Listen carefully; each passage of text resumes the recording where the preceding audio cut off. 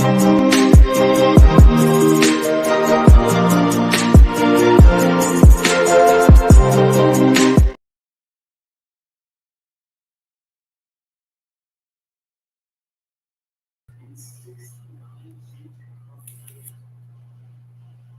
take a minute.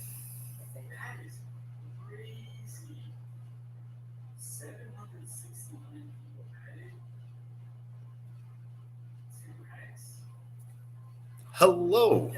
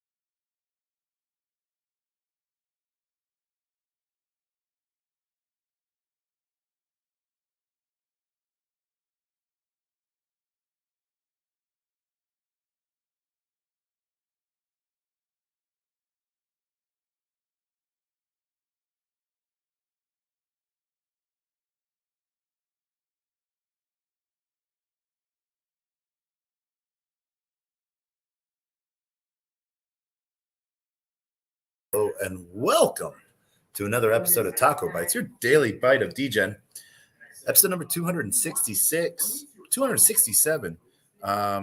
We are doing a random live right now, and that is because Pulse Chain just went live. We had to go do our quick run through so that we knew we were doing the right thing so that we could bring that news to you.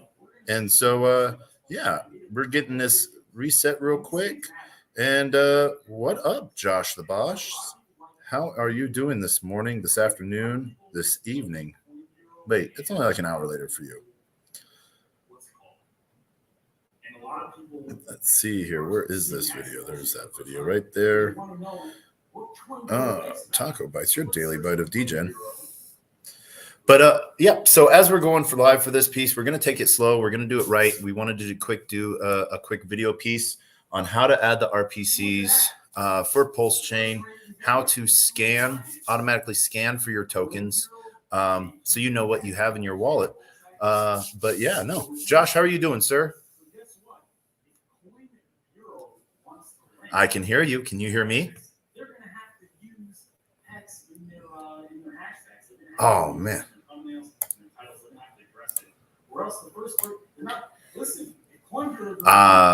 Other than having to deal with a new chain going live, literally set off by an alarm of a blaring horn out of the blue, I'm doing okay.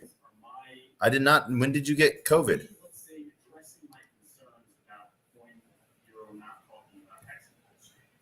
People are going to search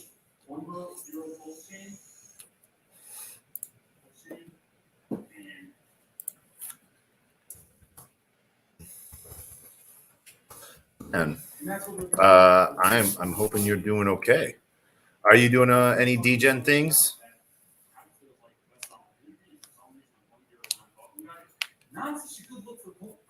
All right, yeah.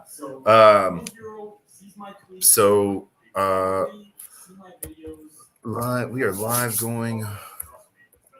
Do you want to come? Do you want to go on this Pulse Chain ride with us and see what tokens you have over on that were mirrored over on Pulse Chain? All right, so we're live. We are live going over Pulse Chain. H, I see you there. How are you doing, Hexorcist?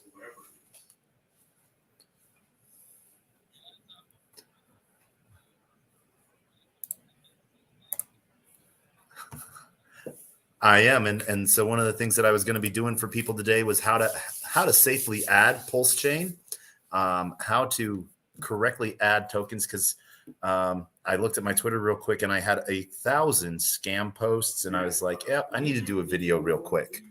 So, yeah. You have to take a stand because this is either the biggest scam, the biggest opportunity in crypto. Hi, how are you? Yes.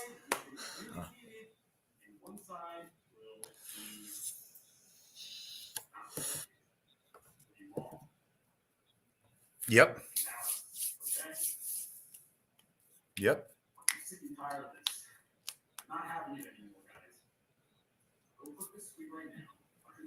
Correct. And it also so those that are, if you're in the Jumbotron, you can see us live because we're doing this broadcast in a couple different spots right now: Twitch, Discord, Telegram, 2 YouTube channels, and Twitter live as well.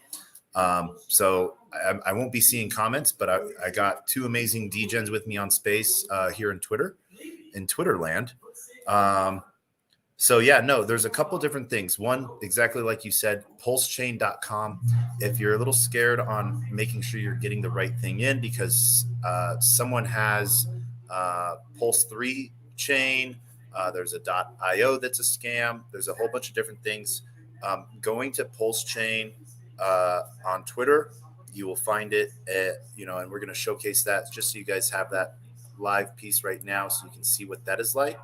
Hexorcist is, like he was saying, it adds it right in.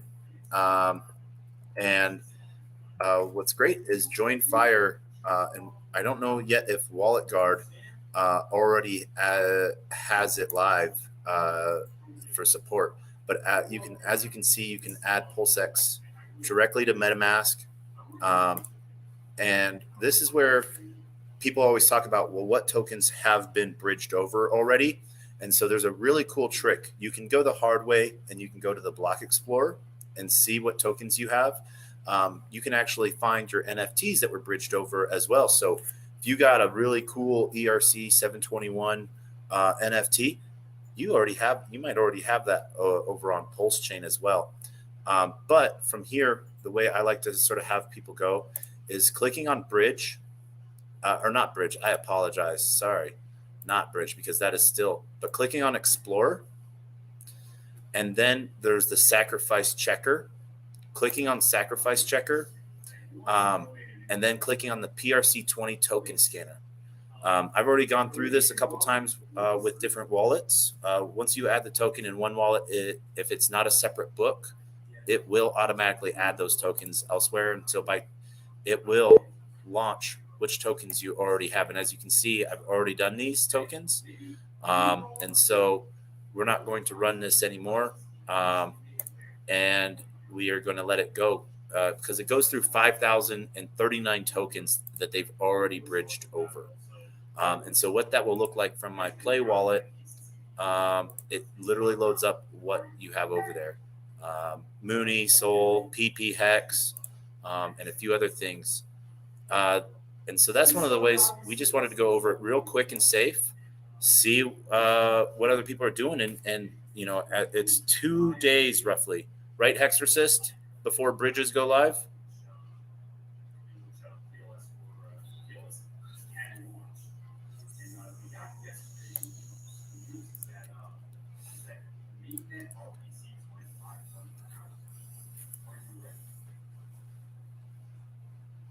Yeah. Oh, hey, do not ever apologize for being an amazing dad. Please. That being a dad is an amazing thing. Do you want to welcome to the stage the one and only, the shot, bang, bang, headshot kill queen, Miss Jennifer. How? I know it'll take a moment if you wish to come up on stage, but how are you doing?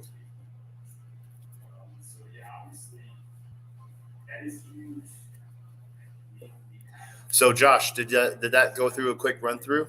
Oh, Miss Jennifer, I see you came off mute. Hey, stranger.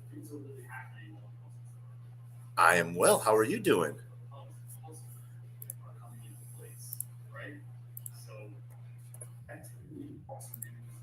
Yeah. All right. All right. Good. Did you go through the Explorer and already add all your other tokens that got bridged over?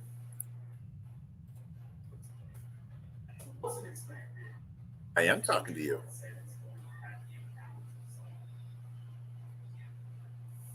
Have you gone to the Beacon Pulse Chain Explorer and gone to the Sacrifice Checker and added all your tokens in already that were bridged over? Oh, okay. We're gonna drop that. I see your hand, Exorcist.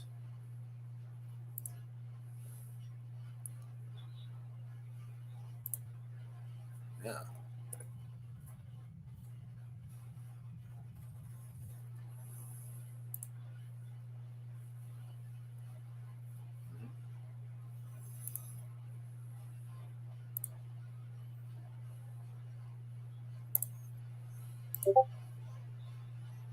Yep.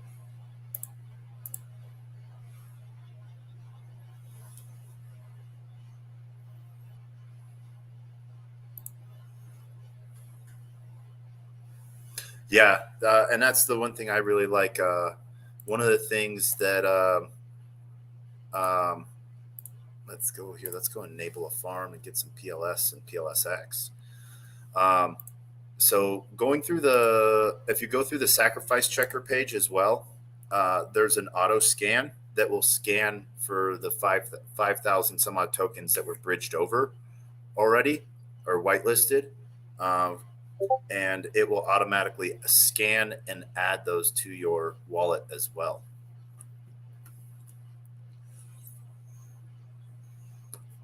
Yep.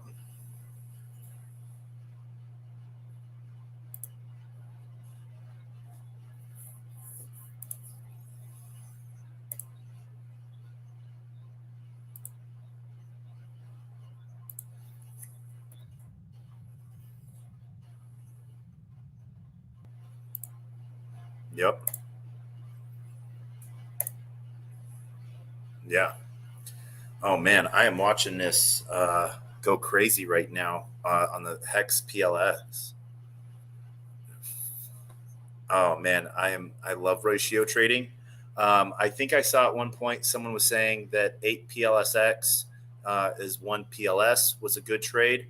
Right now I'm getting it's going it was up to 2100, now it's down to 1700 PLSX for 10 hex. Um, so I do. I do. To do to do.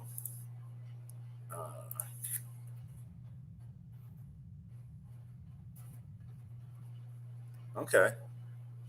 Nice. Oh man, literally the PLSX pool just got liquidated. Oh man, that is good. I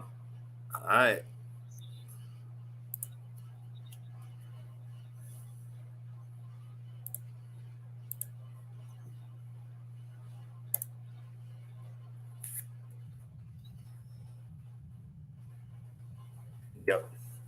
Right now, one hex gets you 43 PLS.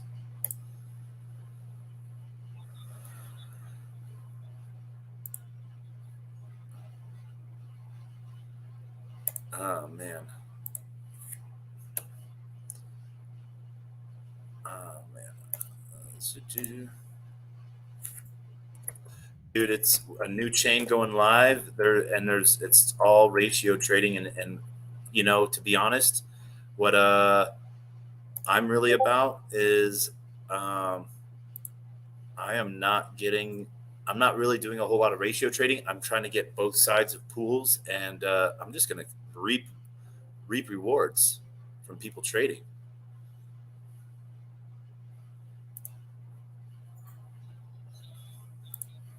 Yeah.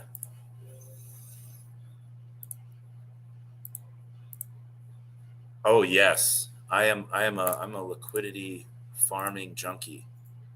Passive income.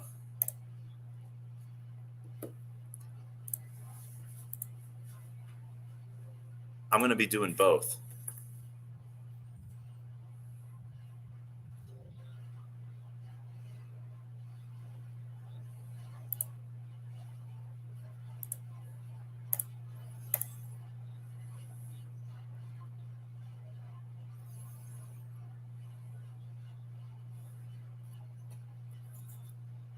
Yeah. So talk about that so I don't have to for a second while let's go into detail on that. Explain that for people.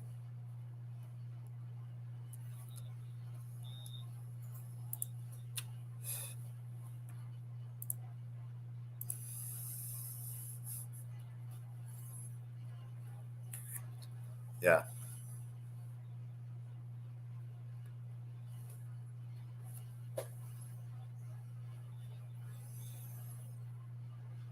I really wish I had my 500 USD. What? You had 500 USD? It's stuck in Coinbase because eHex is down to like 2 cents. It's like I want to buy eHex. That's what I wanted to do. Now I like can't because I could buy like 50,000 of it.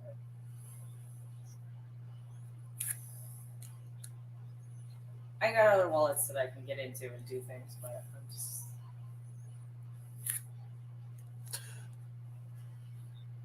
I'm a little confused. I don't even want to bother these guys and be a jackass, but I'm like,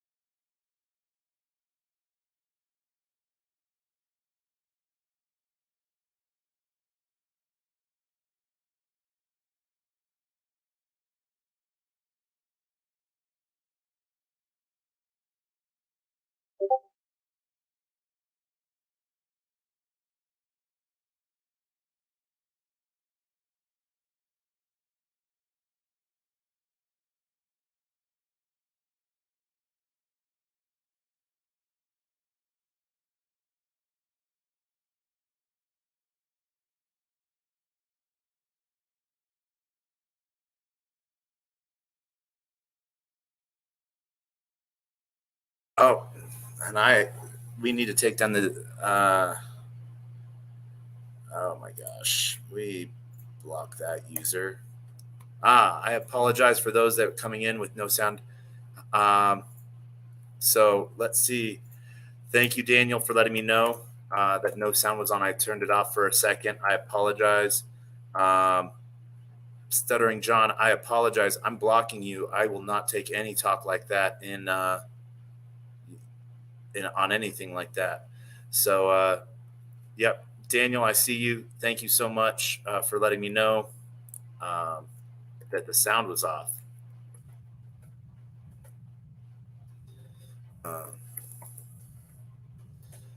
So, for those coming over, let's see here. Like I said, pulsechain.com, going to the sacrifice checker. Josh, do you see that link there in the tweet? All right.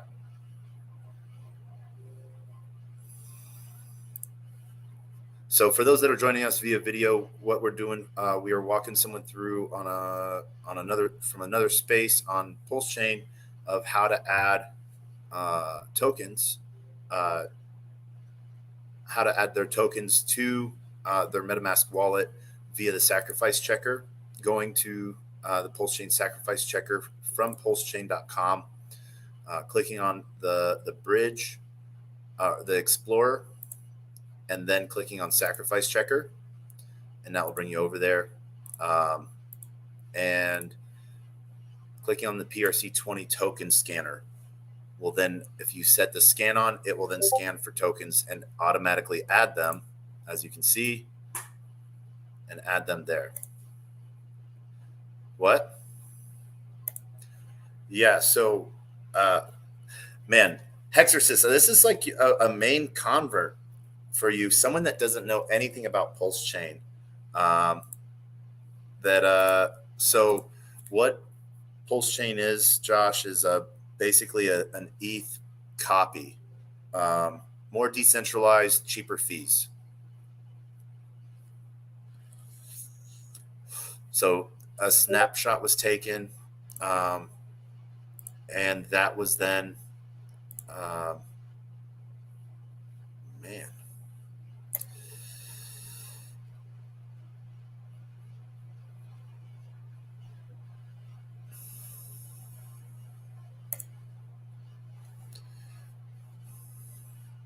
What?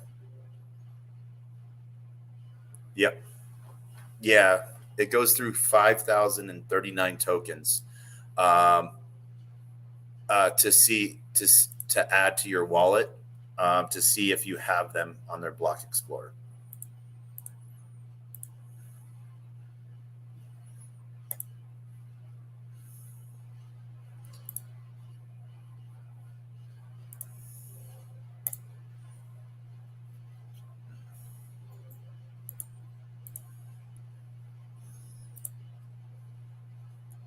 Mm-hmm.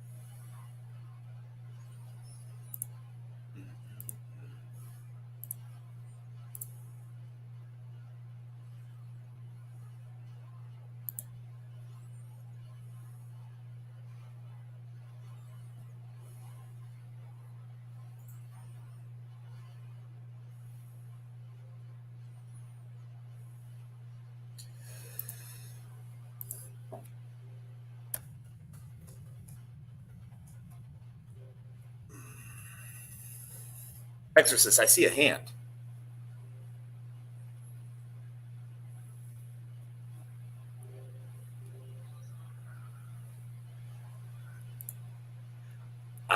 I totally understand. You know that I know you're not necessarily ever cutting someone off, and I have this great option to mute everyone if I feel it ever gets out of hand. Though I think I've only ever done that once. You bring value to conversations, and so as Josh is learning for the first time too, we can go this over slow, and yeah.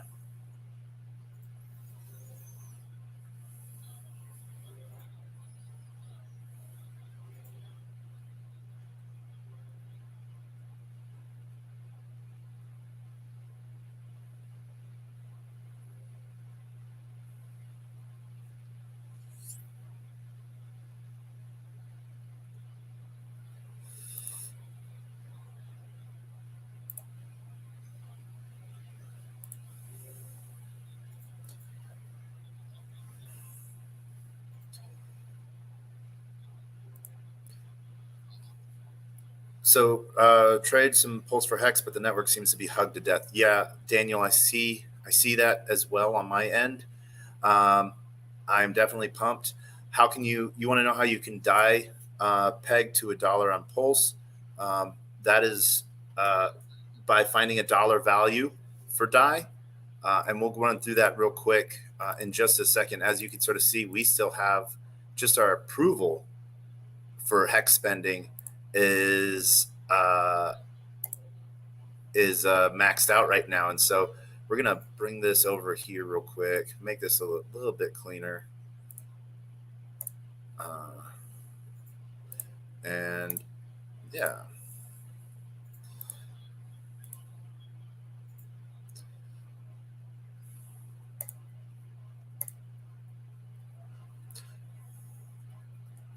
Yep.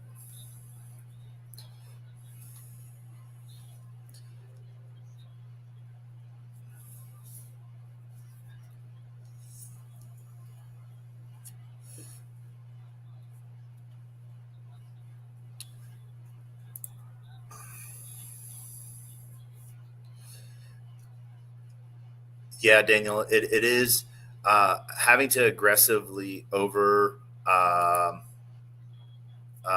overly aggressive the gas feature on to approve, um, and so yeah, so as we can see here, um, Hi. Hi. Where are you? we are waiting for it to get enabled as well. So, no, no, I haven't checked my Hedron or Icosa yet. I know it's over. Have you guys tried using the branded token over. scan? There's a token scan. It scans your wallet for like 5,000 tokens, and it just stops where you have tokens, and you can accept, you can import it. It's on. So I can put the link in here, but please check it. I don't want to mess anyone up, But it is like a legit pulse chain thing. Let me find it. So what it does is it's coming off of the pulsechain.com site, and where their sacrifice checker is. Maybe I'll say it, and then you can go find it. That way I won't be sending links that are that. If you go to the sacrifice checker, there's a hold on, let me get this name up for you. It's at pulsechain sacrifice checker vercel vercel.app. Anyway, please check it for you. Like, I don't want to put the link in because I don't want to do something bad for anyone. But there is a PRC20 token scanner, and you can scan your wallet for like 5,300. It just scans your wallet for like 5,300 tokens in the PRC20 universe. Hold on one second, Daniel.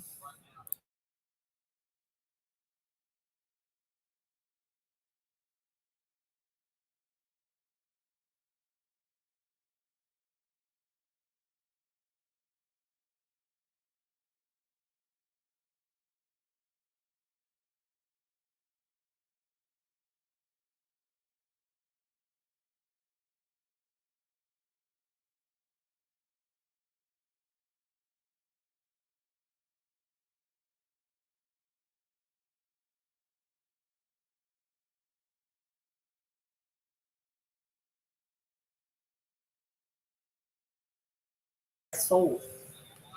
So that's a little confusing, but we'll get to the bottom of that later.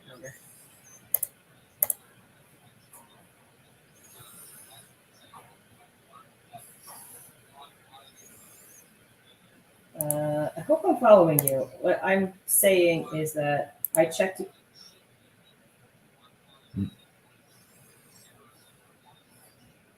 Yep.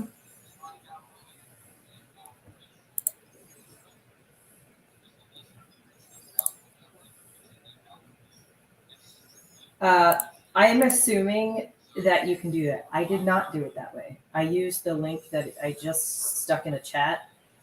And it scanned my wallet for tokens, right? It goes through like 5,300. It goes really fast. It scans your wallet for tokens and it stops when it finds one. And then you can import the token. What was your trade ratio on the east side?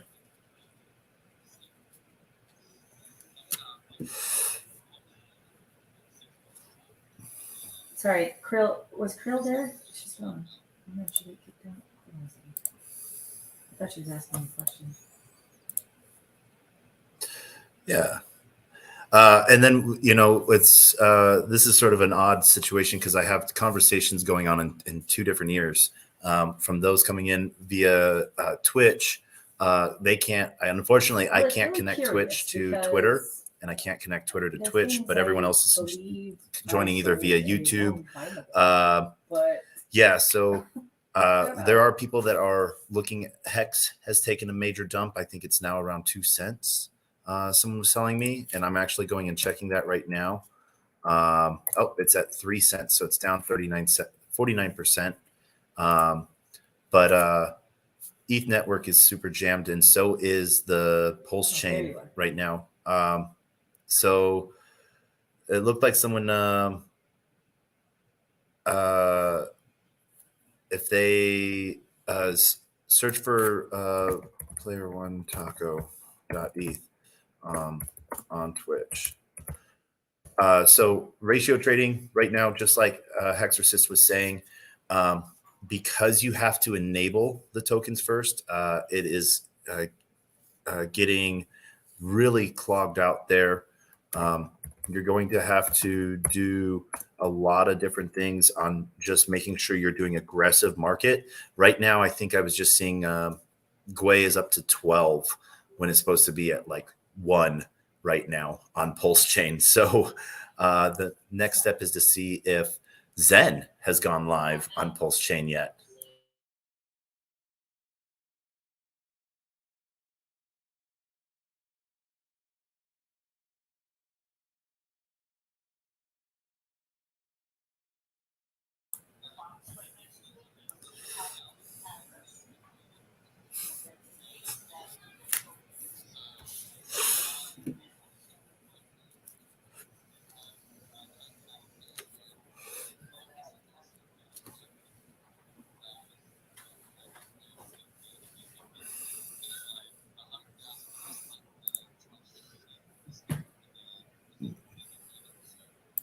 Yeah, you are 100% right on that. And so one of the things that I'm actually looking at right now, trying to find, I know for those that also follow into the Zen community, I'm looking to see if Zen has already bridged over. Well, obviously Zen was coming over, but also seeing if the new contract has gone live on Pulse as well, because that was one of the things that Jack said that was going to be happening.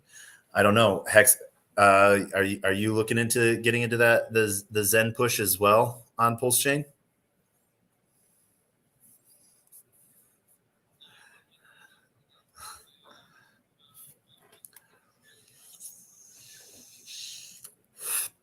I will be honest. I love hearing the kids in the background.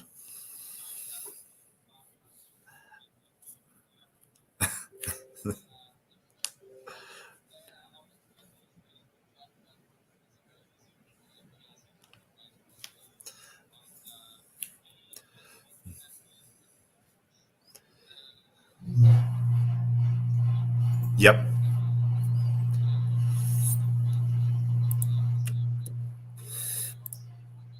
Yeah, it can take a little bit because it's quite a few tokens it runs through. Yeah. But it didn't take forever. It just took, like, let's say 3 to 5 minutes. Yeah. I haven't seen that as well. I haven't seen anything there. Let's see here. Yeah. So he, like you were saying, not only what's going to be really cool to see is people aren't going to be doing the coin batch. They're all going to be doing the Zen NFTs. So gets people in for a chance to see both more unicorns up for grabs. And I don't know. How quickly do you think some of the other protocols are going to be coming over, like DB Zen and Phoenix? Well, Phoenix is going to take a moment because they're getting ready to go live on ETH, but who knows? They might launch it on Pulse Chain as well. Cashnot, welcome to the table.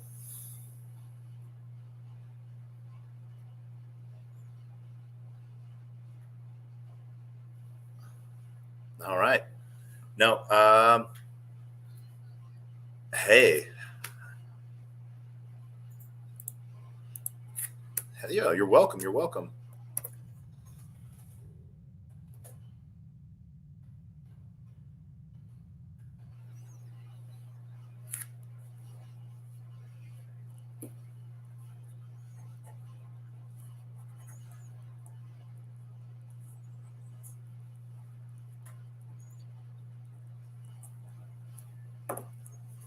Yeah. It is not a dumb question in the slightest. And so, one, just be, I've repeated this a bunch of times. The reason why I did this live and out of, not random, but I guess random is because Pulse Chain went live and I started getting about 1,000 Twitter DMs on fake airdrops. And so wanted people to be safe. And so, Hex, I see your hand as I'm getting into this. Anything before I do a quick run through? Did you want to add something?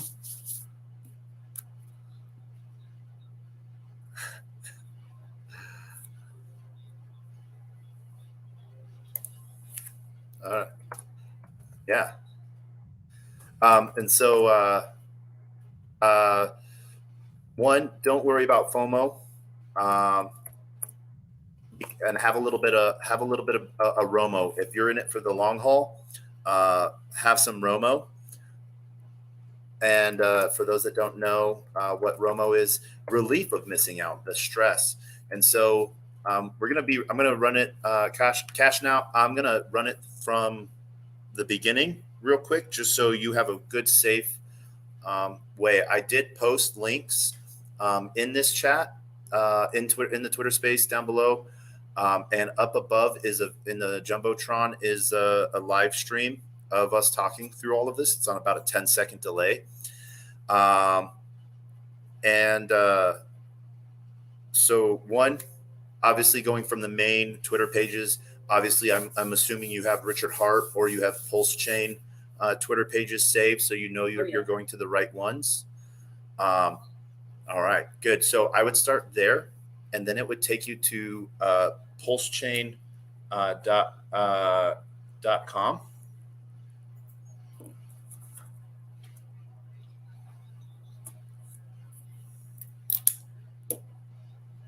Okay.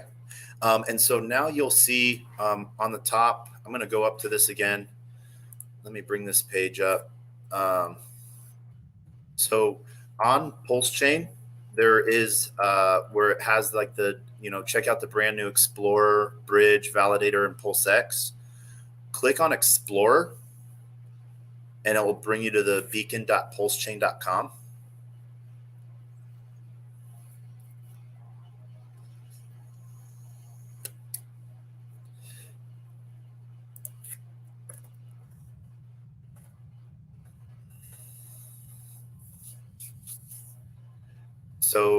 So if you see, check out where it says under Pulse Chain Mainnet has launched, it says check out the brand new Explorer, Bridge over assets from Ethereum. If you click on that blue Explorer,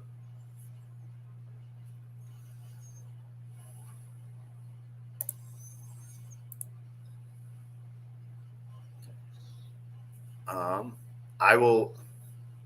Yep, pulsechain.com. And that's where you added the new RPC and added PulseX as well.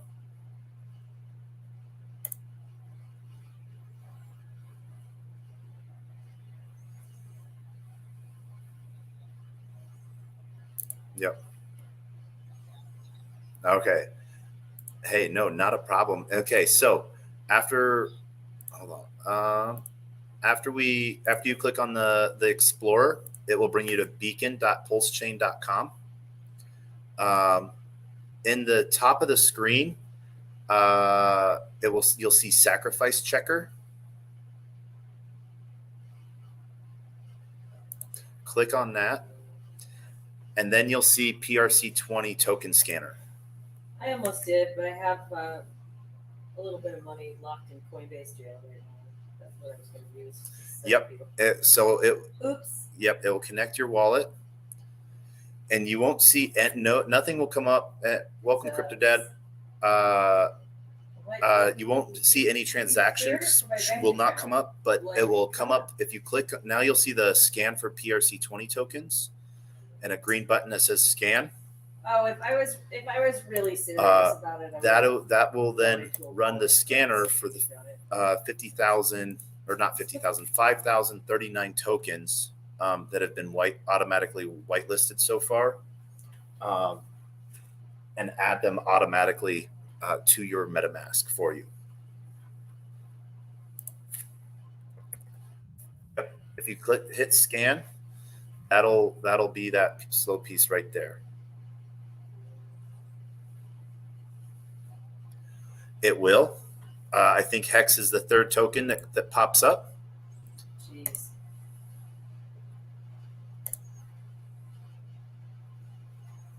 Yep.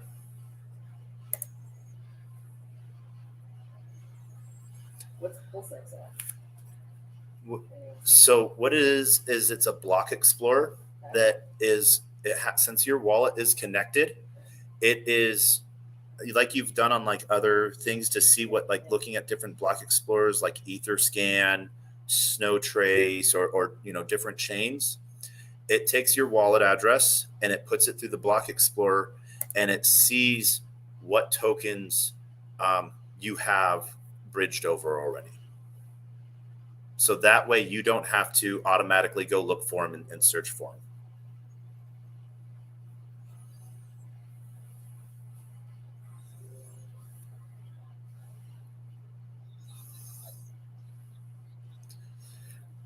Yeah, it's comparing the block explorer to your wallet. Well, actually, it's not checking your wallet. It's just checking the block explorer and with your wallet address, your public key. And so you might have already added the tokens. And so it is now going through and adding the ones that it is finding. So if you've already added them, you'll get the memo that will pop up in a yellow box that says, this has already been added.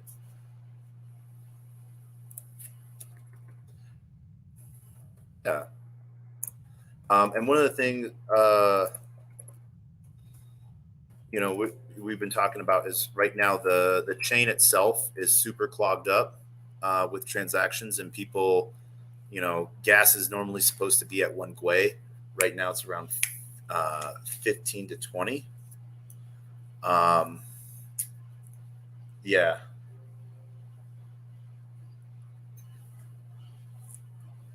Yeah.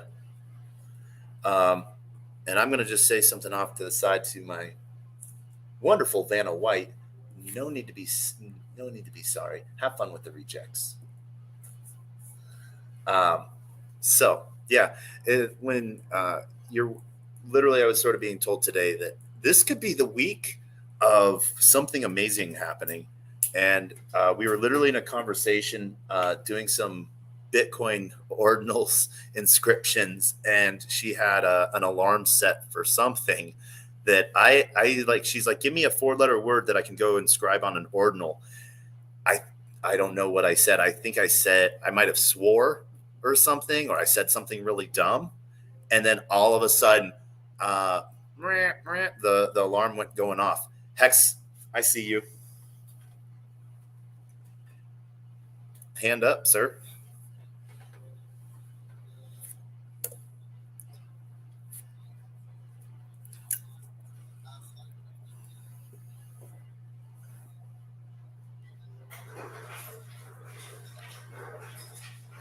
Oh, cashing out?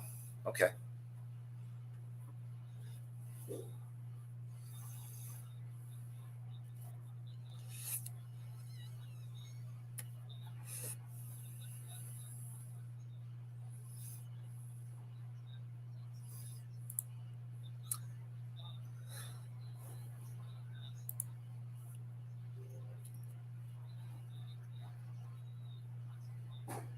Yep.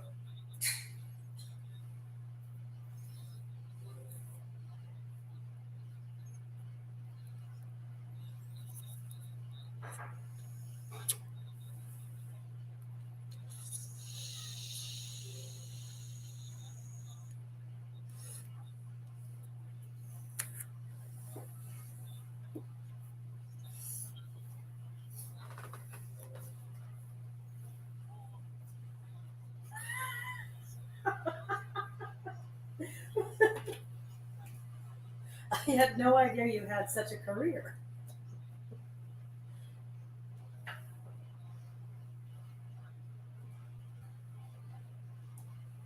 Yep.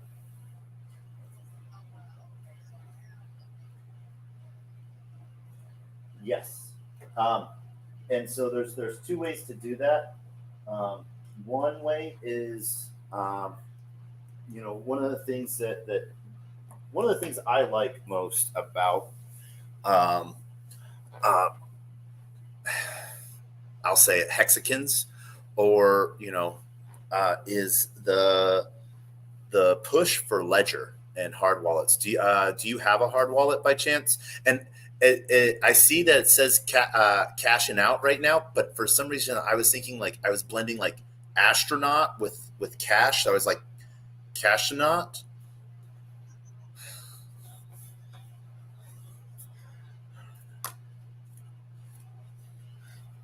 Yeah.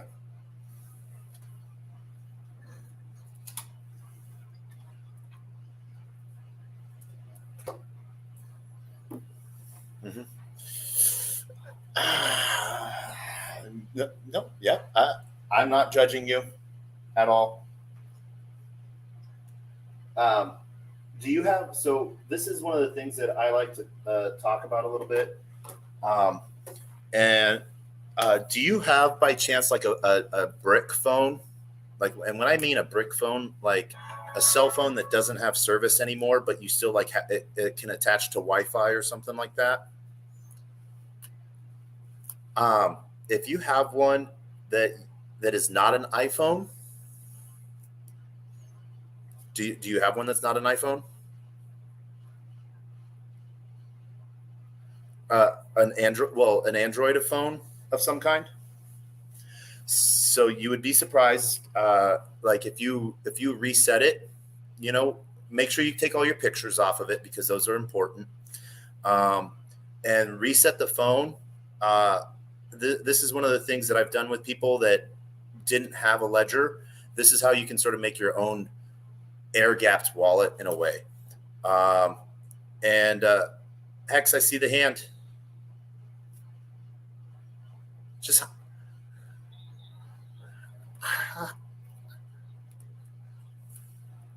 yeah.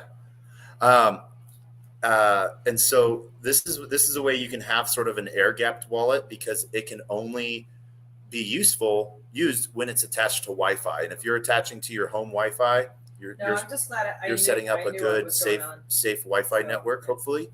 Um, but so when you have that phone reset with just a junk Gmail account, it doesn't matter what email account it is. Um, just don't download any new apps to it other than I would say MetaMask, and then that can be in a way your hard wallet temporarily because the only thing that you'll do with it is have that address, and you can, like Hex was saying earlier, you now have a brand new wallet that hasn't touched anything, and you don't have any apps on it or anything that might hinder you in any way, shape, or form, and you can then transfer everything to that wallet. Does that make sense?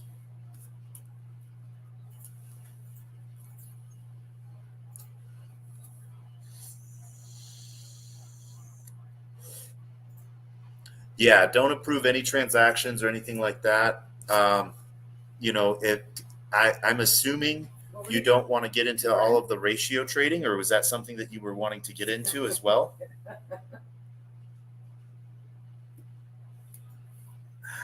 All right. Hey, yeah, no. Hex. I see that hand.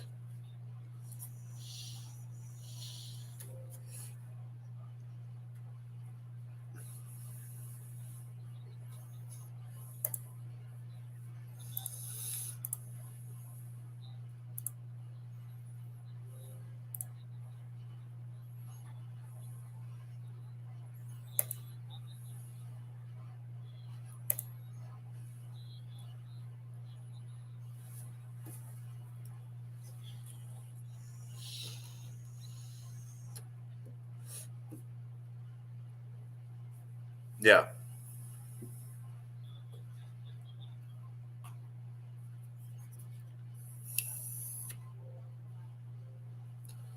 Yeah.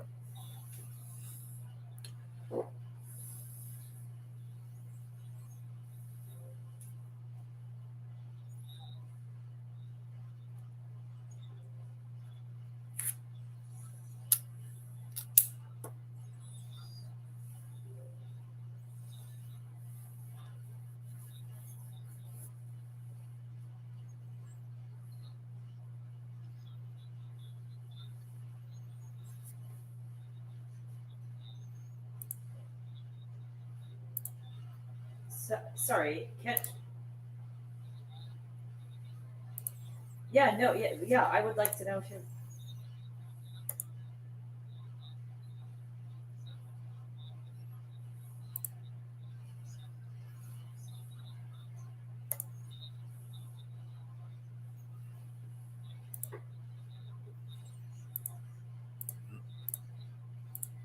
Yep. And what he's talking about is just an semi-easier way of doing it with like a brick phone, like I was talking about. The only reason I don't like that is because there were Trojans that were coming out last year that were screen recorders, and that is the only reason why. That was the only reason why I don't like that. It is like I know I do it. For those that are on my screen that are viewing my screen, I have books both in uh, my Brave. I have a couple different profiles, and then I have my Chrome. I have different profiles as well, sort of pushing that out as well. But like he was talking about, adding a new profile or a new book creates a whole new book, and enabling MetaMask as an extension there will allow you to set up a brand new wallet, and it's just like doing that with a brick phone. Hex, anything you wanted to add to that? What were you Or trying Cash to Out, did you have questions?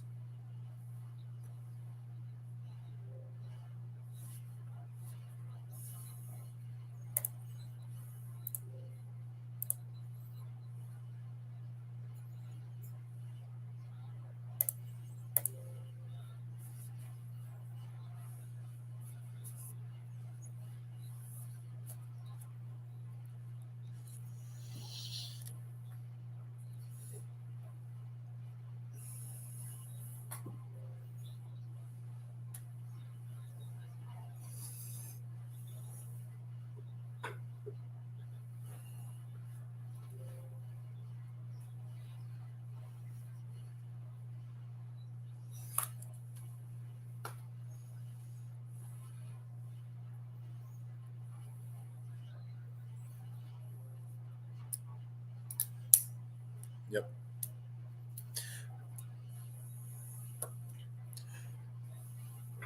Yep.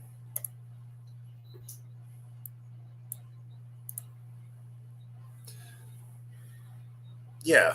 So doing that from both. So um, if you go down to like just like Chrome, because I don't know if you've noticed, but whenever you have different sites open that interact with your wallet, if you disconnect from them, they'll ask to reconnect.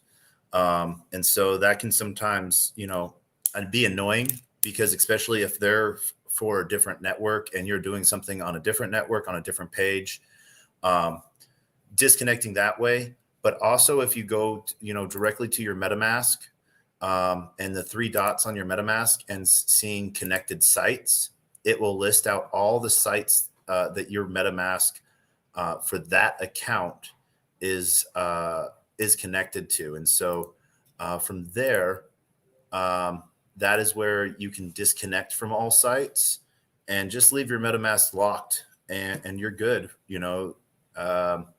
This is one of those things that Hexorcist was talking about, was the dust attacks, where you can go probably look at Block Explorer and see how many tokens are getting made right now. Maybe I should go make a taco token on Pulse Chain. The first taco on Pulse. That sounds.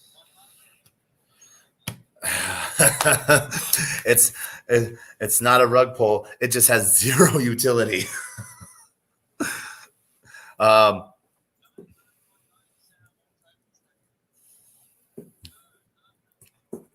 Let's go taco token. I actually have a taco token on Solana, and I have a taco token on Neo.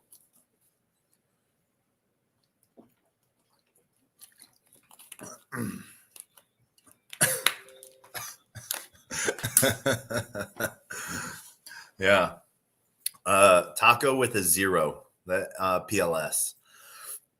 So I just want to welcome everyone else that's sort of joining us. If you have any questions, like I said, we're just doing this slow for that Romo effect, relief of missing out, making sure that people are being smart and being safe.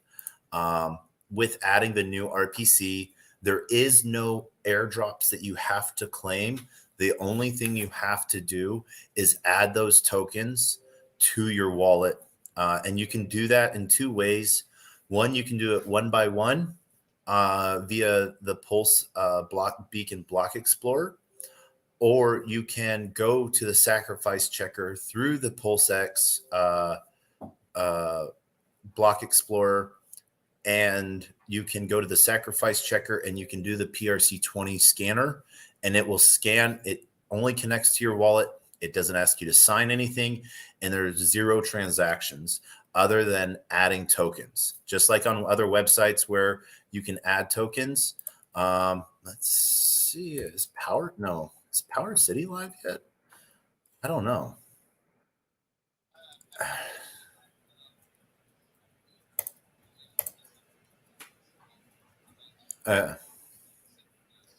Yep. Well, no, I think that's a little bit actually longer for liquid loans. If I remember right, they're going to be waiting about a month before they go live.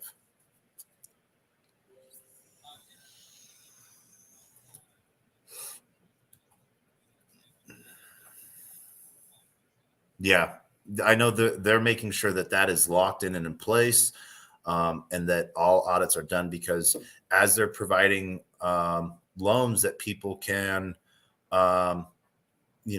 personally go and liquidate against, they want to make sure that no one is getting wrecked on purpose. And one thing I do want people to remember, that there are people out there that are, on leveraged loans.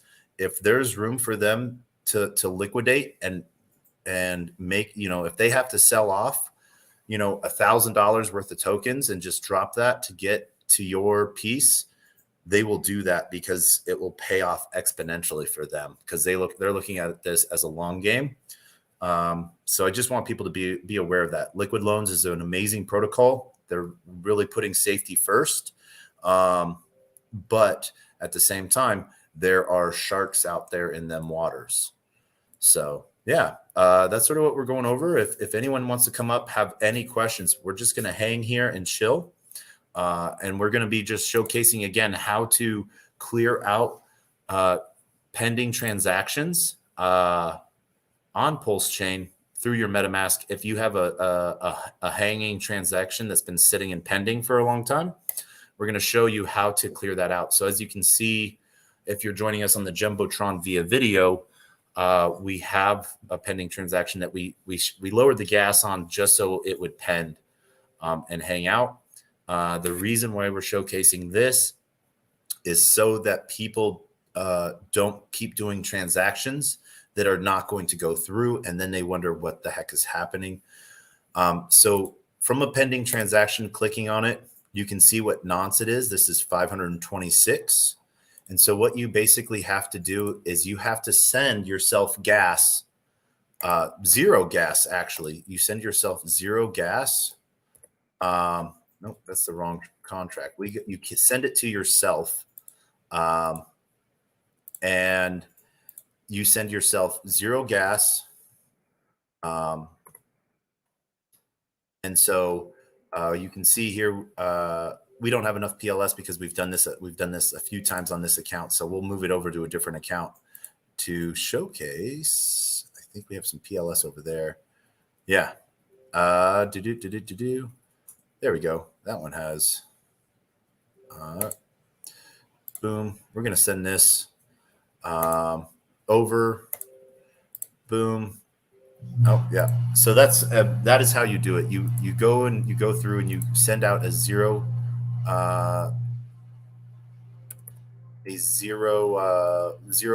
gas fee, and you replace the knots with the same knots that you had. So that is what will get you there and get you to get rid of that pending transaction. Hex, hand up.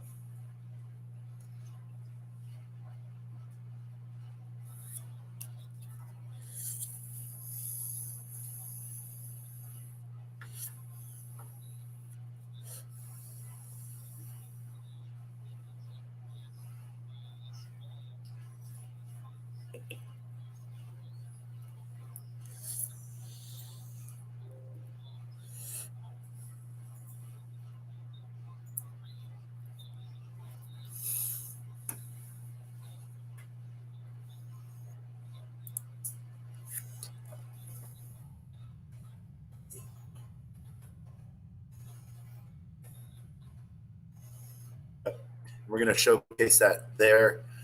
Great graphics. We're going to put that one out for everyone to see. Maybe leave a couple hundred in these.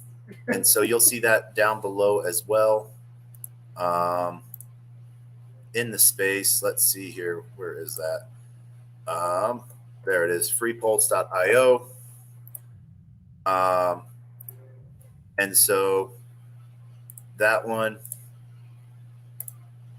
will show how that goes. And that is just an amazing drip piece too. So huge shout out to the community for doing that. That one had a really good sacrifice, didn't it, Hex?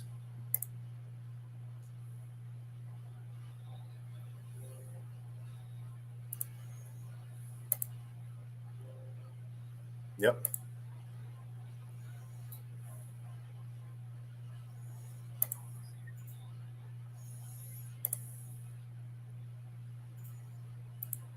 Yep.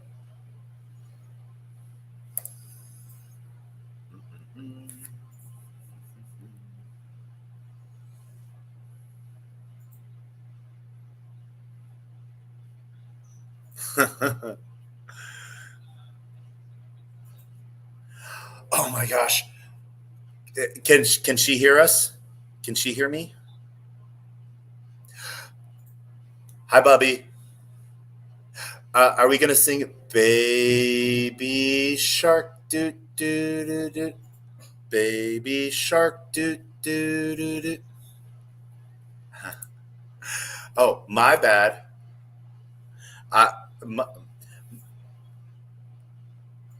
Oh man, I love the Baby Shark song.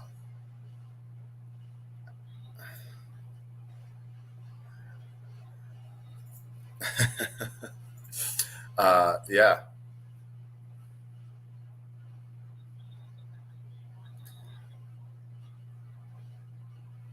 Hey, go Pepe. Um,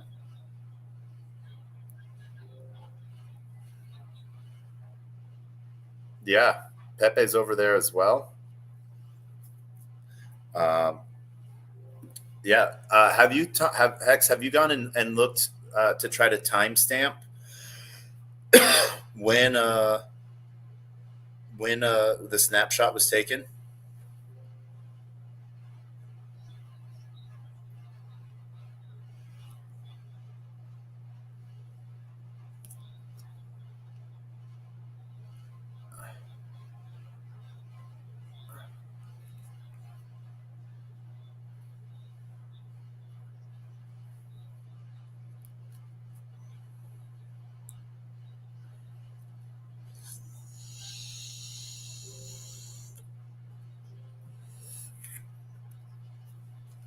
Okay.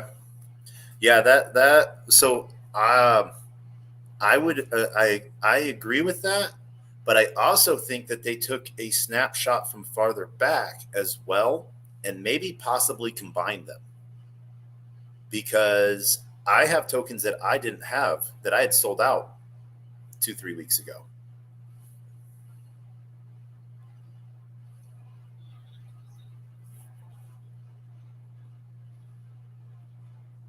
Yeah.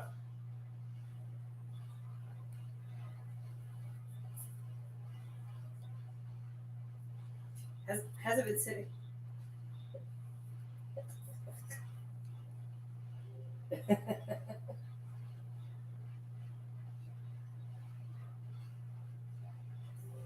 Yep. Has that bottle been sitting there for 2 years since like July 2021?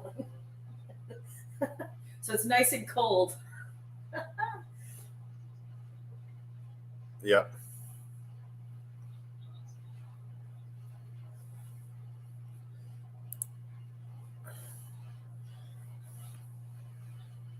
Yeah, it is. It is a funny thing to see what that might be um, as well.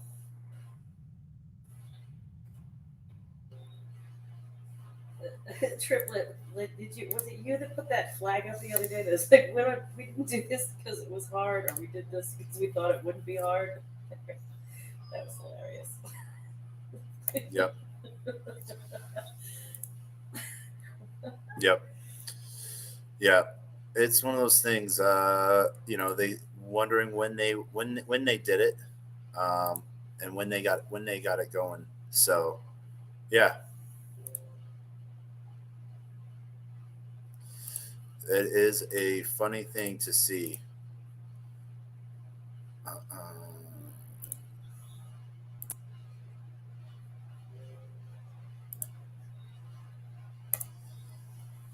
Well, I think I think pretty much almost everyone here was here during the ETH fork as well. You know, I don't know uh, if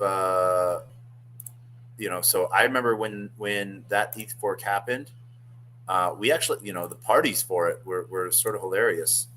Um, but the last block, since it was known what block would be taken over, there was a novelty company or I don't know if I should call it a novelty company or a vanity company that was, they had bid out to try to buy the entire block. So the last block of ETH proof of work is actually owned by one person.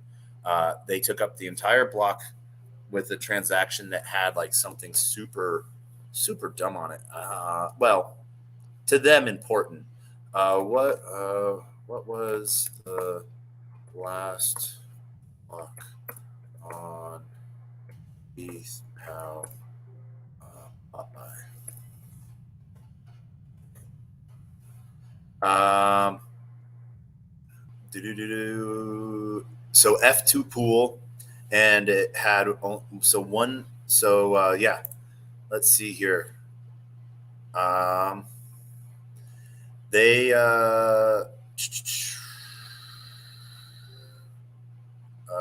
do. Make the commitment and nature will respond to that commitment by removing impossible obstacles. Dream the impossible dream and the world will not grind you under. It will lift you up. This is the trick. So that was the quote on that was in the last block that took up the last block. And the very first block on proof of stake was taken up by Hashkey Capital. And they took it up with, and talk about branding, but powering the next wave of blockchain innovation. So that first block had a reward of 45 ETH.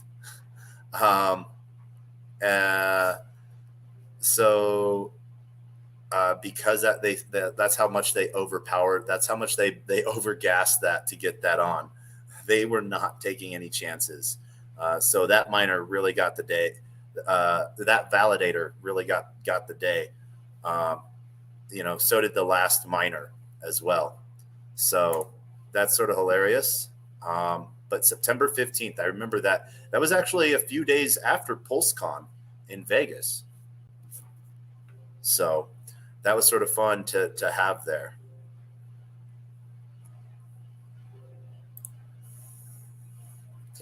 The Nano S is good. I have all three current ledgers. The S Nano, or the Nano S, the Nano X, and the Nano S Pro. I personally like the X.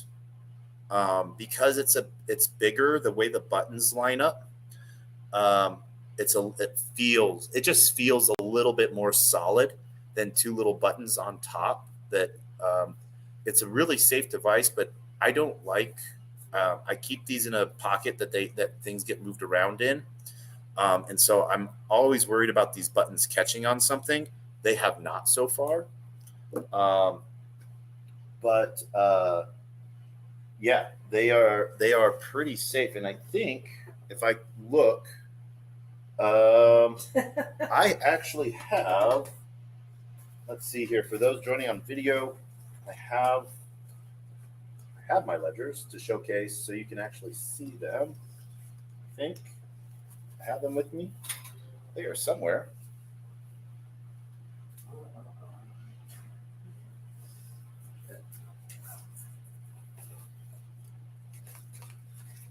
Yep. The S Plus is just like the Mini.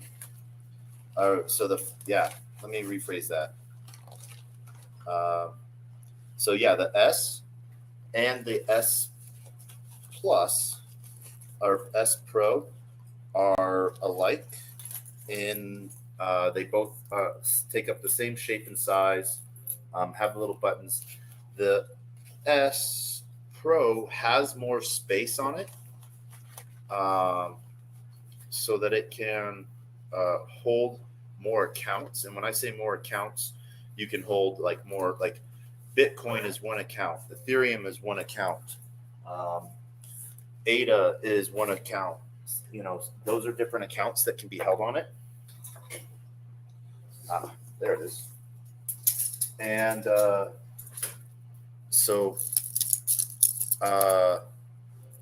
but they do both have the one that the X is bigger. The only difference, what really sits, it has more size, more memory to it, so you can have more accounts. You can have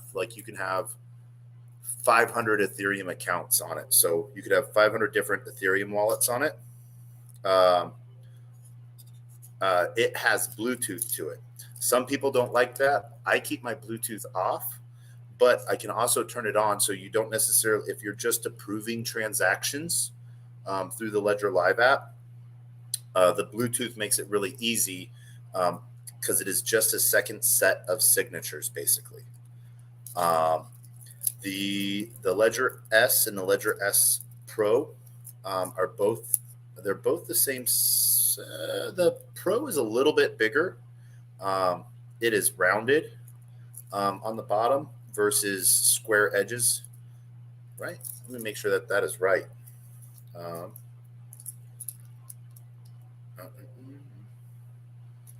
Yeah.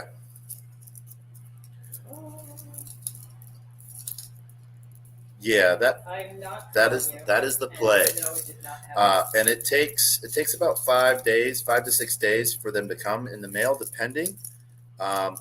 Or you can always go to Best Buy, and some Best Buy sell them now too.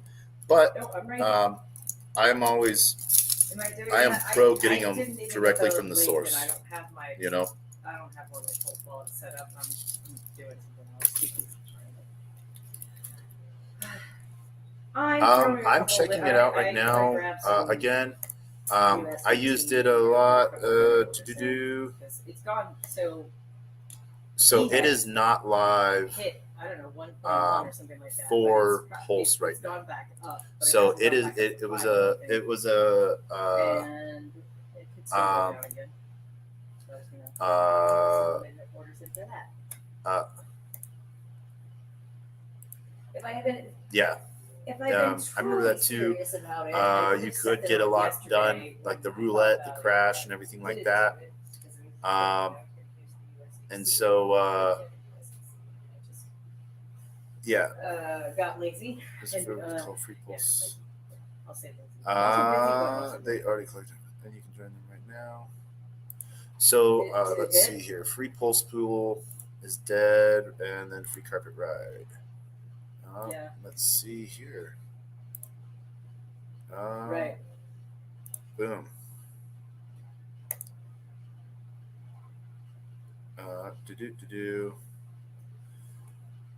Let's see here. I am banned from speaking for a day. Oh, what? Hold on, everyone, just a second. I have to go yell at someone. Well, not yell at someone. I have to tell someone to go yell at someone. I'll be right back.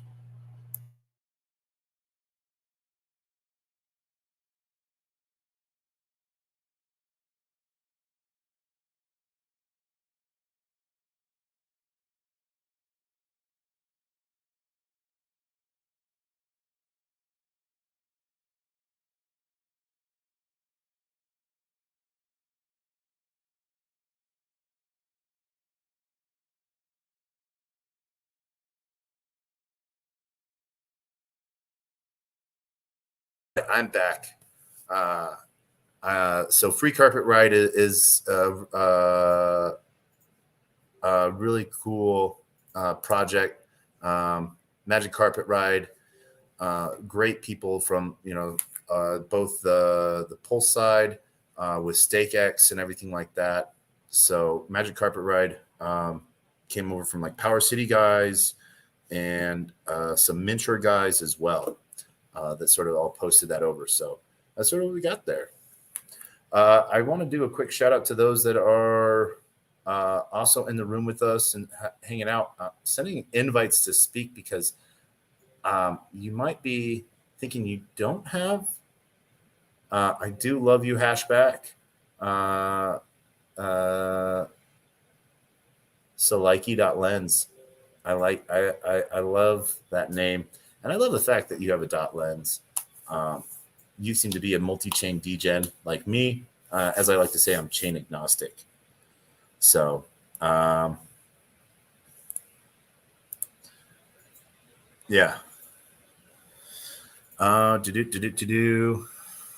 Let's see here.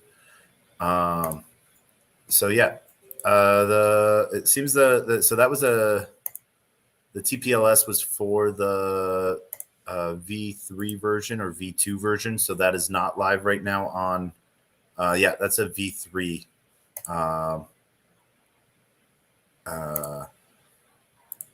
piece right now for the free TPLS, because that was a TPLS. That's if you were doing stuff on testnet to get ready and to sort of learn how to do that ratio trading and stuff like that. So yeah, that is, let's see what we have as a checkpoint. Let's see. A list of epoch boundaries currently being served has the. What's upstream? Ooh, okay. Prism round robin. Nice. All right. So we're looking at some cool block reports right now. We don't have our lighthouse on this, so we cannot pull up our consensus client. So we're not going to use that now. Actually, well, let's get started and see. Here we can. I don't know how to change that to put a different YouTube on. Let's see here. We're going to go teach someone how to use YouTube real quick. Oh, man. Don't be mad. I am so mad at this person right now. I have to teach him how to use YouTube. No, it's how to use this thing. Well, you press Hexologist. exit, Okay. and you go to YouTube, Mm-hmm. and you click enter, and then you go to search, and you type in hexologist. That is how you. That's like this stream where everybody's on. You know, Boris is going to get on there in a second.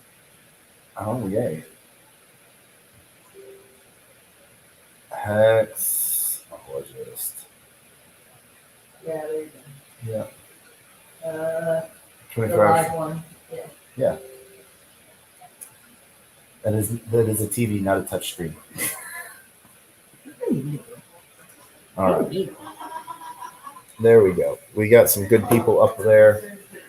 For those joining in and not knowing who we're talking about, some of our good friends, hexologists, and I think they have some amazing other people over there. So we're going to go see who they have over there real quick. We're going to be Degens and go trample on, see what, oh, I'm live. We can see what I'm doing live right now. I am, yeah, let's see here. Let's go see if we can go jump into a stream, on stream. Oh, we haven't subscribed to this person for a second. So, yeah. What up, Honey O? I hope life is good, and that you're having some fun. You know, we are just hanging out, making sure people are getting into getting their RPCs added correctly and their tokens added so they can figure out what they want to do next if they've already have that in the plan, already have that in the books. But yeah. So while they come up,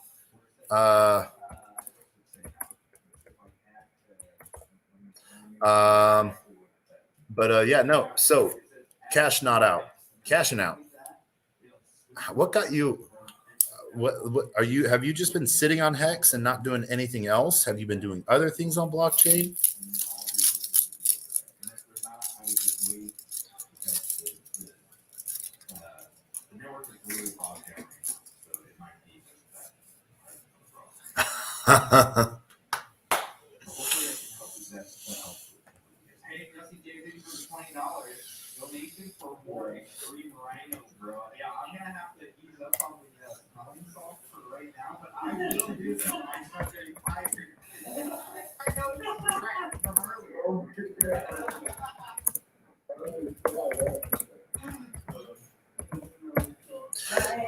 Turn the hexologist on. Yeah, that is one of the things.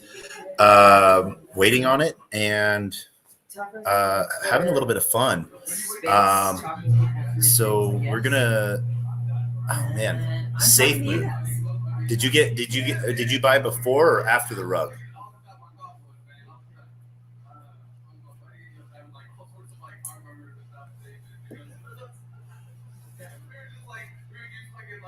Okay. Yeah. So okay. Yeah. Did you do the whole? Did Did you do it from? Okay, good to hear about the Pepe. Uh, um, uh,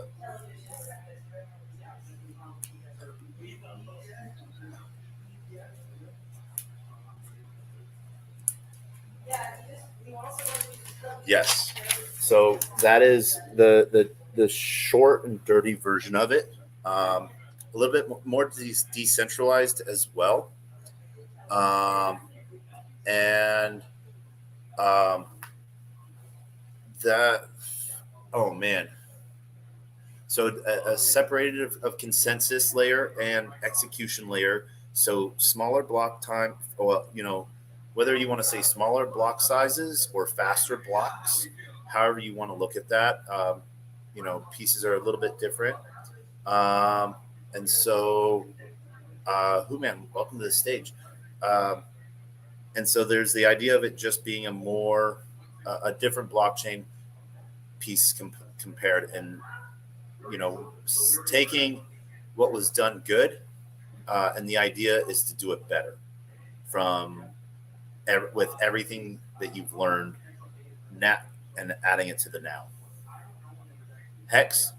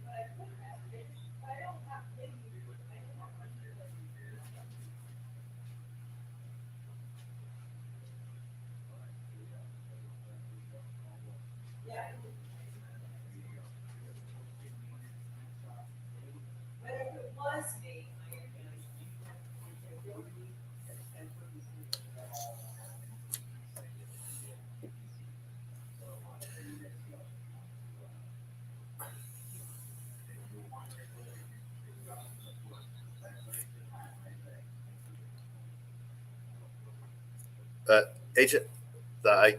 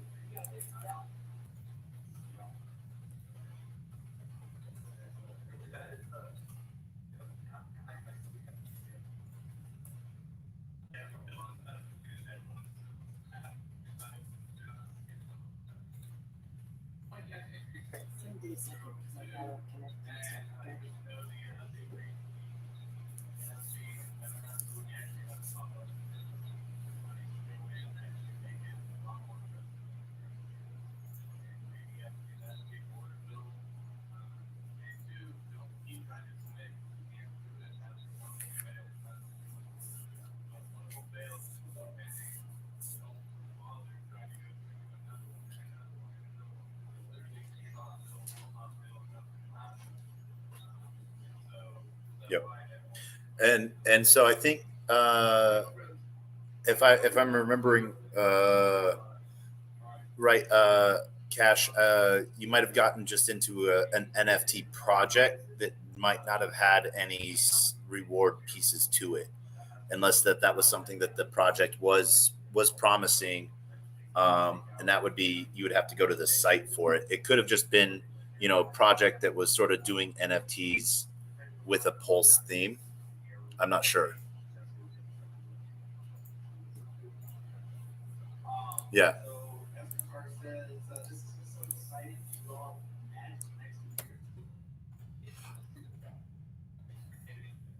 So no. So Hex NFT underscore or Hex NFT co.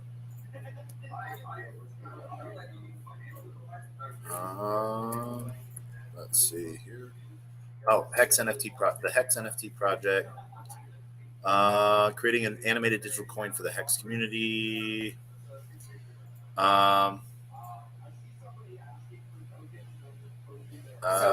Yes. It looks so like guys, Taco says hi. to me, I could be wrong on this. I'm actually just going to go to the NFT project itself and go to their website. Oh.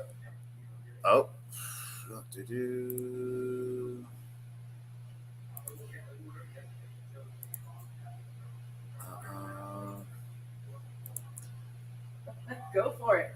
Let's see what you got. Yep. So it looks like they only have a Twitter project or Twitter. They don't have any website or anything like that. And so,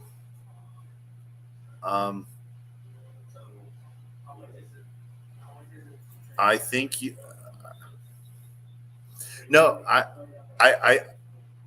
I don't want to say it's a scam because it depends. If they have a Telegram. If I don't know, did you get like into a Telegram community with them, or it could have just been a community piece. Okay. They are active on. Well, they're semi-active. It looks like on like just retweeting stuff, but I think it was one of those things that Telegram. Yep. It looks like it might have just been a PFP project, like they just sort of, I don't see. Hey, Hexicans, our last two Hexicans are now listed for sale for 0.03 ETH via OpenSea. So, who know? I don't know without.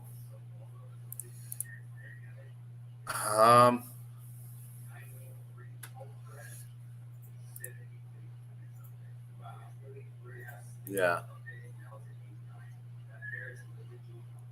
Yeah.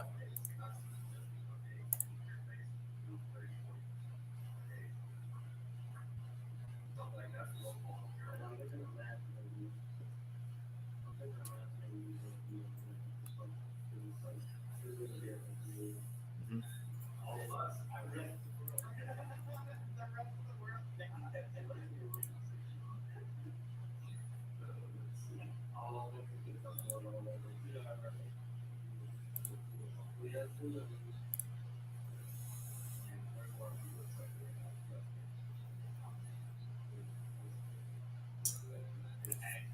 The network's really busy, so it may not.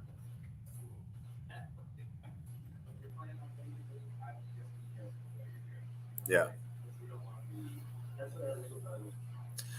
Um, yeah, like there was like Poor Pleb did an airdrop that you had to go claim.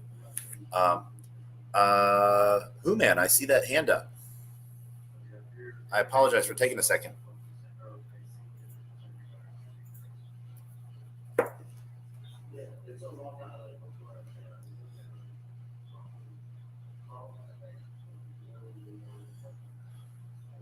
Okay, so what's that? So you're trying to push a transaction through. Um, yeah, let me go real quick, and I can tell you. Let me give me just 1 second, and I will Let's go here. Let's go there. And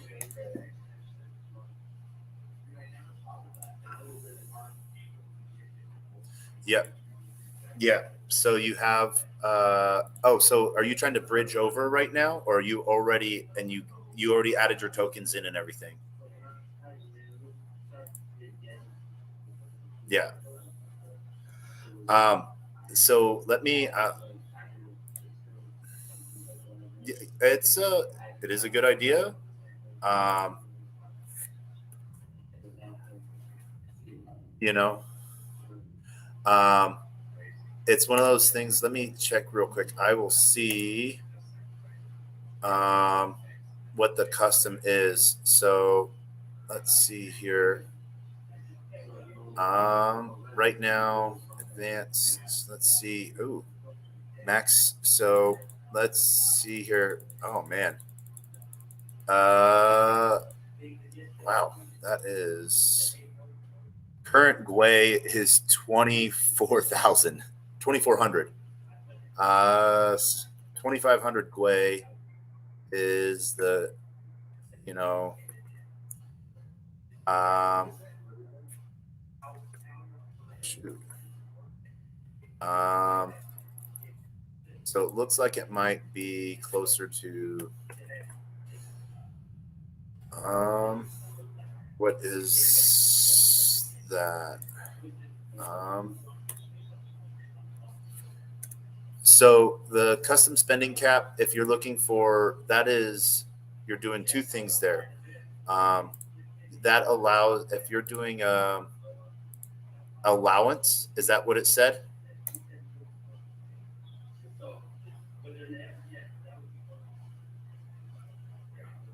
Yes. Yeah. So that's the allowance. So that's the max allowance that you are allowed to.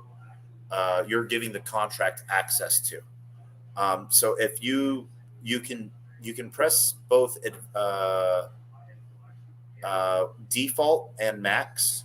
Default will put in a number of like a true like 15 zeros or 20 zeros more than you have. So basically an unlimited amount. Max gives only the max that you have of that token in your top in your wallet. Um, and some protocols won't allow you to do it with a bunch of decimals at the end. And some protocols don't recognize unless you have the default allowance in. So let's say you have 500 hex, but you want the process, you want to give the third party access to only 5 hex. That's where you would type in 5 hex. And so that's basically saying the contract can only has access to 5 hex.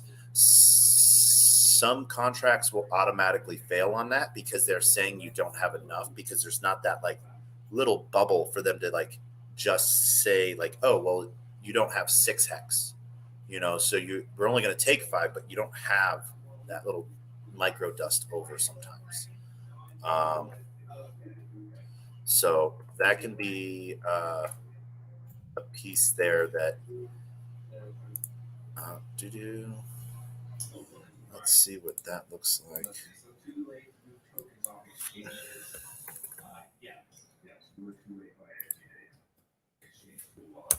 Mm-hmm.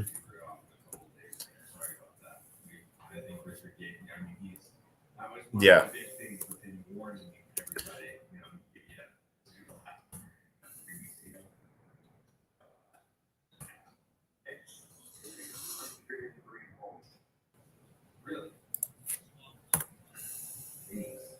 So just Louis since I've been here and did the first update, it's at least about 50%. It was at 72 cents for one of those, and now it's at 101, 103. Wow, crazy.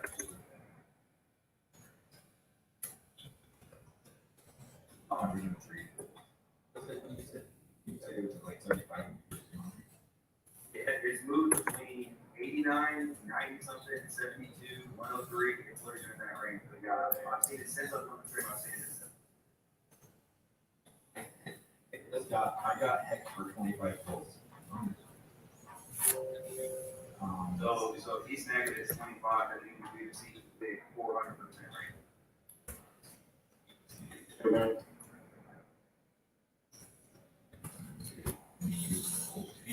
I don't know. I'm guessing it's going to probably be die because they away, the sacrifice away. That's the biggest one we'll probably see unless. So if you wanted to just custom import a token, right? I would try the ETH address. I usually go to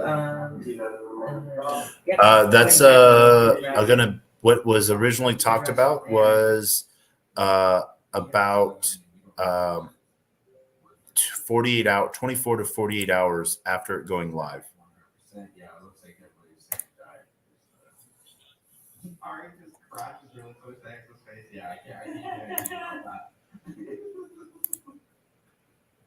All right, you got.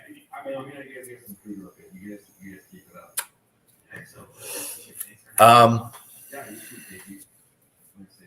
My opinion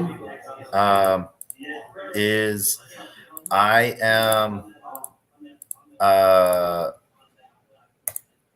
my opinion is I'm not really doing any major trades right now as the market balances out. There's a couple of trades I'm looking at getting out and benefiting from, but where I really want to make my play at is in liquidity pools. So the V2 liquidity pools where I put in 50% and 50%. And as people trade back and forth, I get the fees on that. So if it's 2 tokens that I don't care which one I have, as long as I have one of them, if it goes wild, I can go wild that way. But if it's trading back and forth a lot, I will get a lot of those fees on it as well. Hex, is there something you want to add to that? I didn't get anything near that close, but I had a couple of nothing remotely close to that. Still, I mean, I would did 20 plus is really good.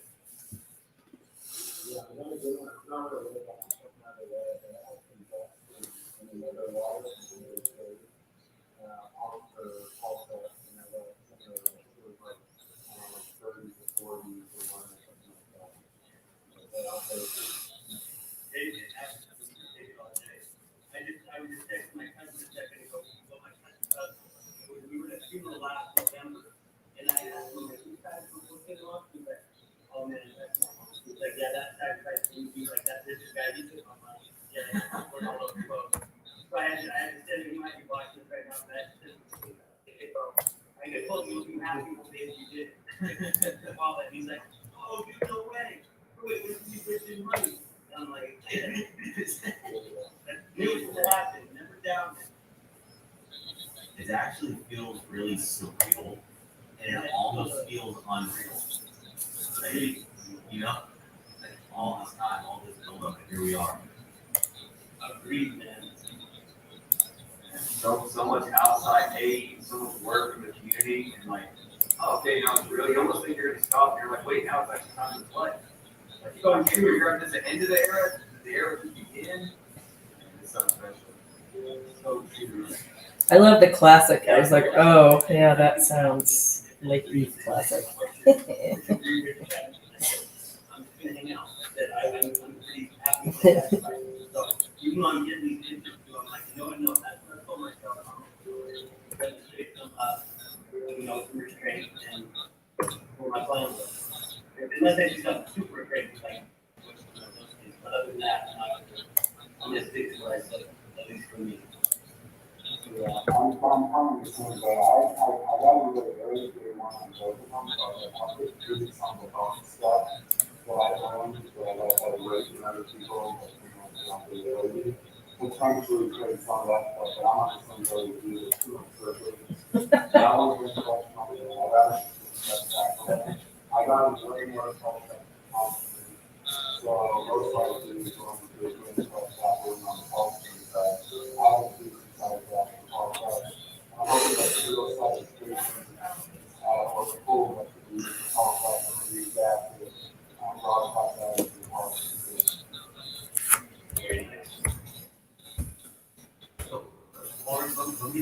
bigger brain.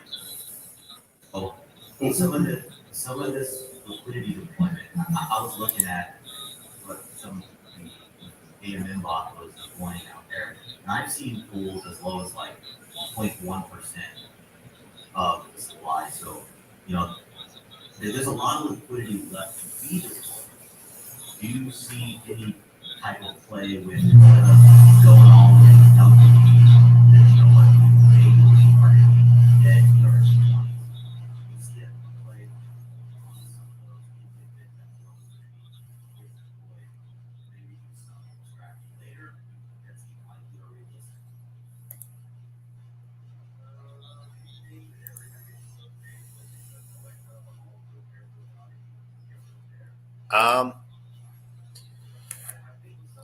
So this is where, if you're looking at the long haul, there's different staking platform pieces. You know, Icosa, Hedron, Power City,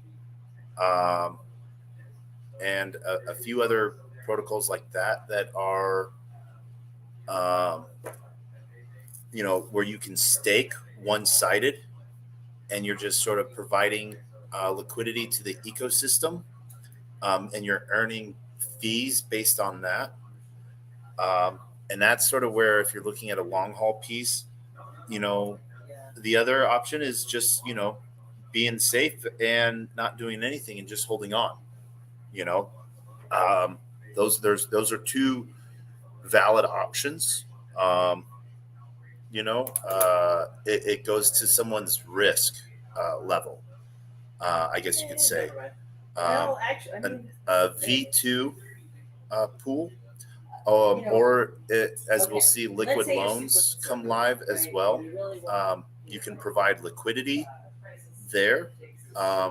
Basically, you're loaning your money. It leaves your wallet, so you're not in control of it. Whereas in farms, you have those LP tokens that you can always trade back to. And so it depends on your level of risk, what you're willing to do.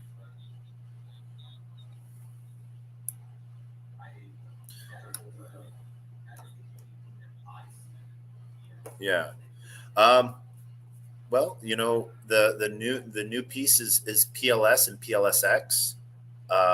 There's different ways where different protocols like what is the other one from Poor Pleb, the 9-inch decks. There's Magic Carpet Ride, where you can stake those as well, and just reap fees. So basically, the people that are trading off of those, and so you have your initial, and you get the. I don't want to call it interest because it's not interest. It's a percentage of the percent of the pool that you own. So if you own 1% of a pool, you will, and the trading fee percentage is 0.25%. You get 1% of 0.25% of every trade. And so, yeah, like you can find that. Liquid Loans will be going live. Power City has their testnet V4 up. If you look for that, same thing with Poor Pleb and their 9-inch decks. I am going to be using both 9-inch Power City and Liquid Loans, as well as the main Pulse X. And the reason why is because each one of those are sort of different communities, and I don't want to deny those communities access to my liquidity so that they can make trades, so I can collect those fees. You know.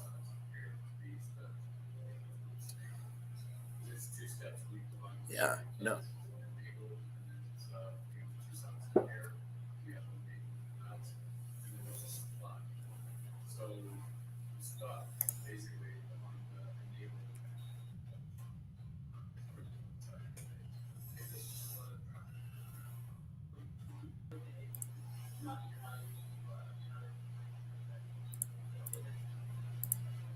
I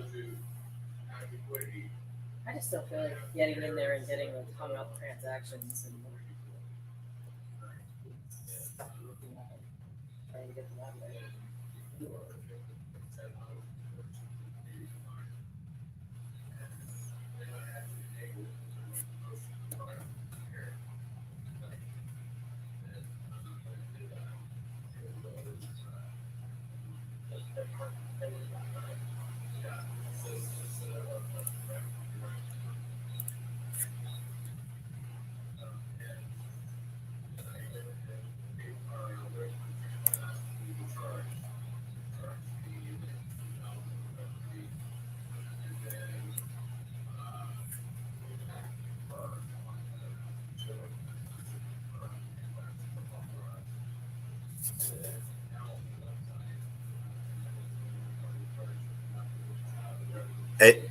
Hey Hex, Yeah.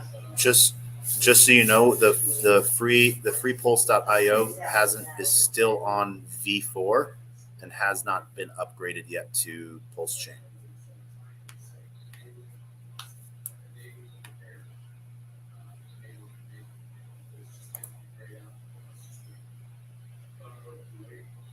Yep.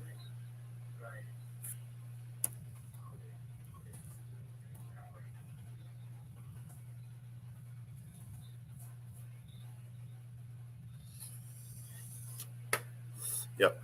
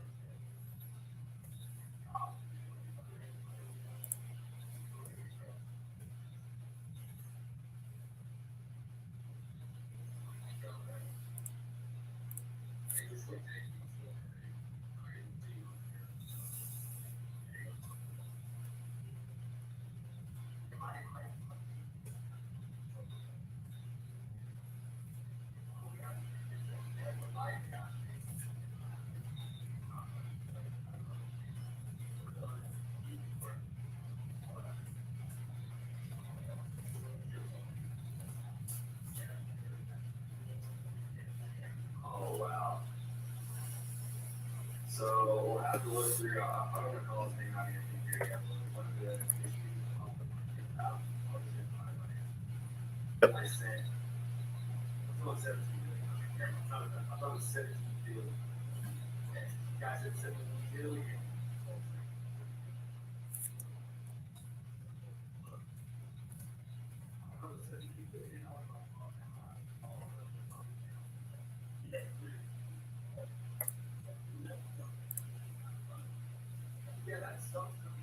So there's no, yeah. So yeah, you'll see under trade, earn, and then the three dots. That is where you'll see the burn, and you'll be able to see the burn PLSX right now.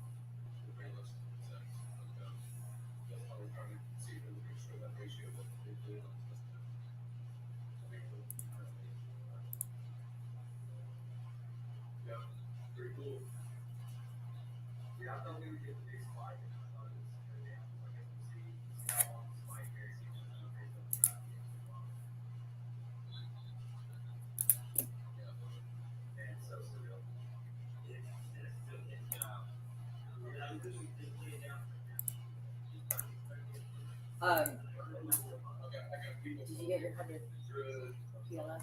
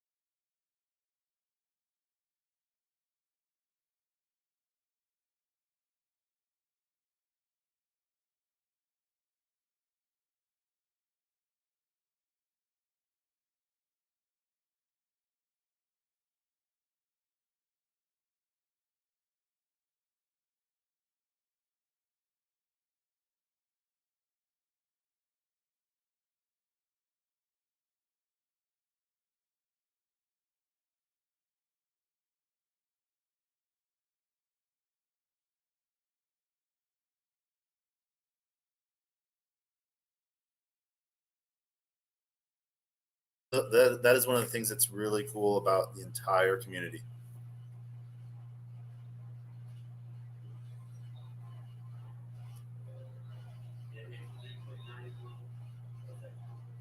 Oh, you're totally Hex. Don't even.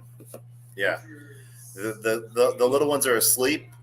The only big request I might have is that you sing Baby Shark to the entire group. But it's been, I am going to do something. Done. Boom. There we go. And Cash, I saw the hand for a second as well. Omar, you have a question, sir? I see you took yourself off mute.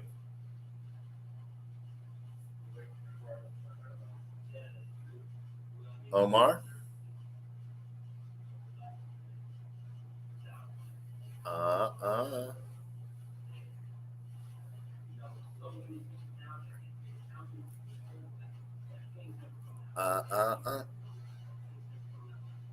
I'm gonna drop you down, Omar, because your connection is bad, and then I'm gonna invite you back up.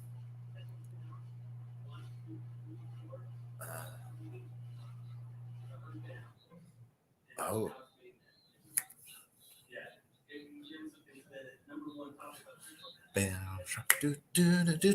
Taco shop.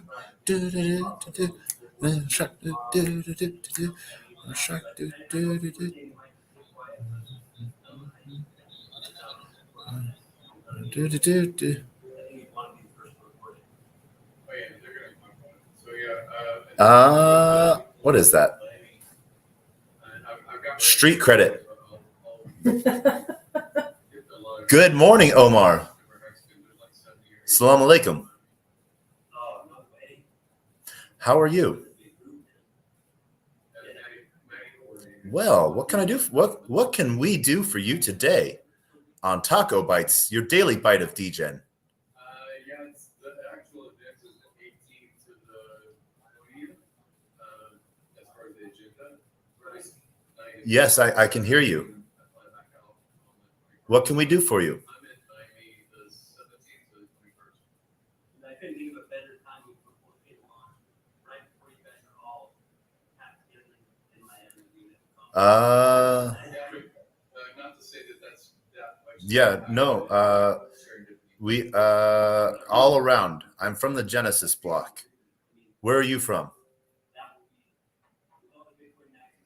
Okay. What can we do for you today?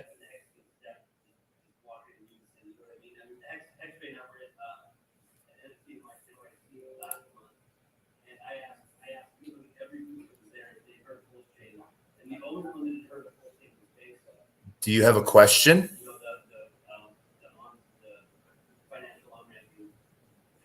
I do not know. Let's see here. I have the answer to that, sir. Where is my Filipino?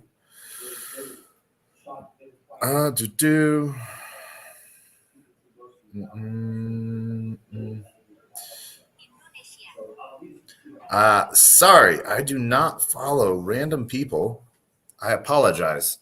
I do not work with social engineering in that way. I've never been to a single one in my life. Oh, really?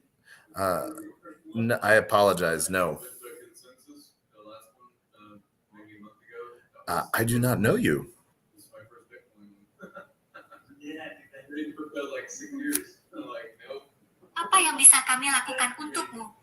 Apa yang bisa kami lakukan untukmu? Apa yang bisa kami lakukan untukmu? No. I apologize. All right. That is how someone leaves the room. Oh, well.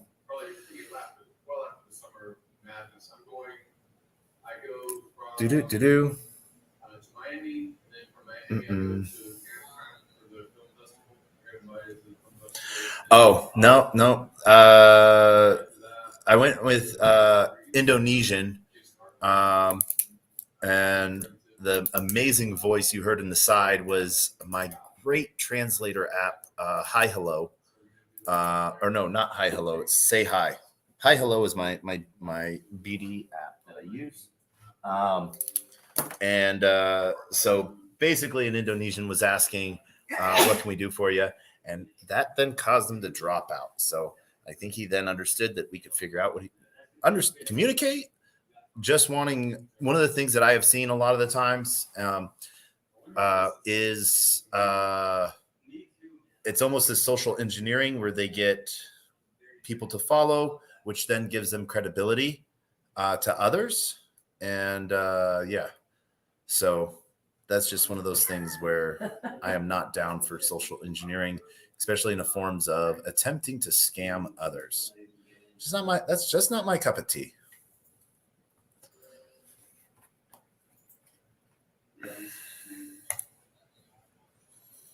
Yep. Love it.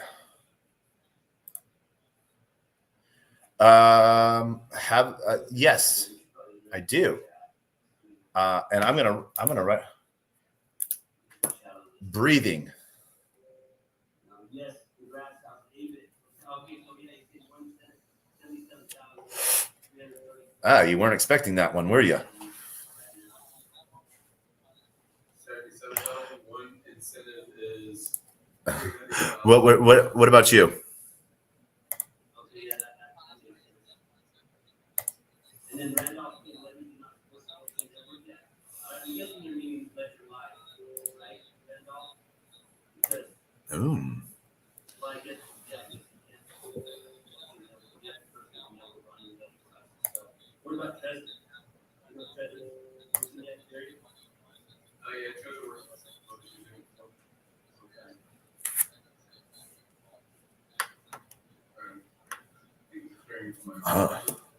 Okay.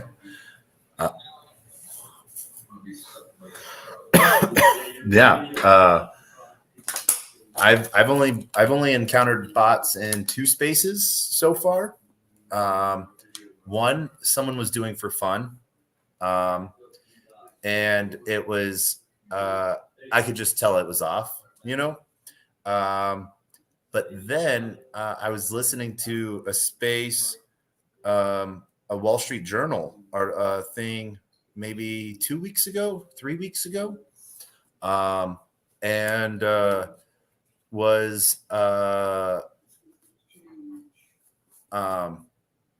and she was like, it threw family off for a moment, but then they realized, and when they said the breathing was, there wasn't enough breathing, I was like, huh.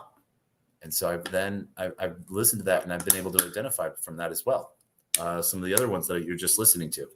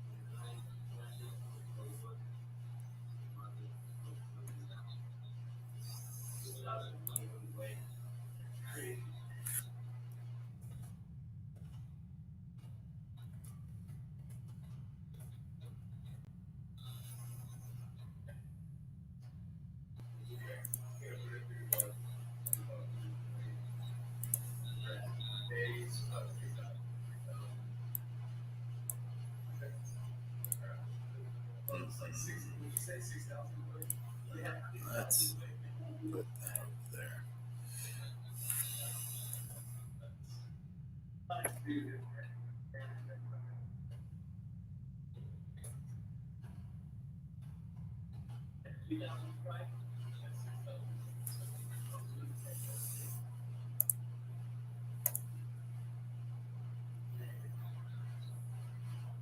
Yeah.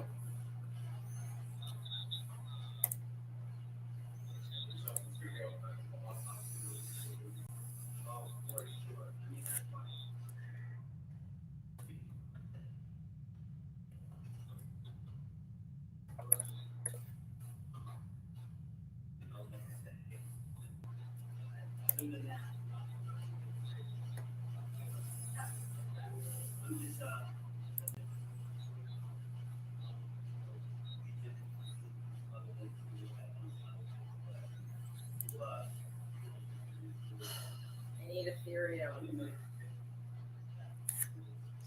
I'm so mad at Coinbase right now.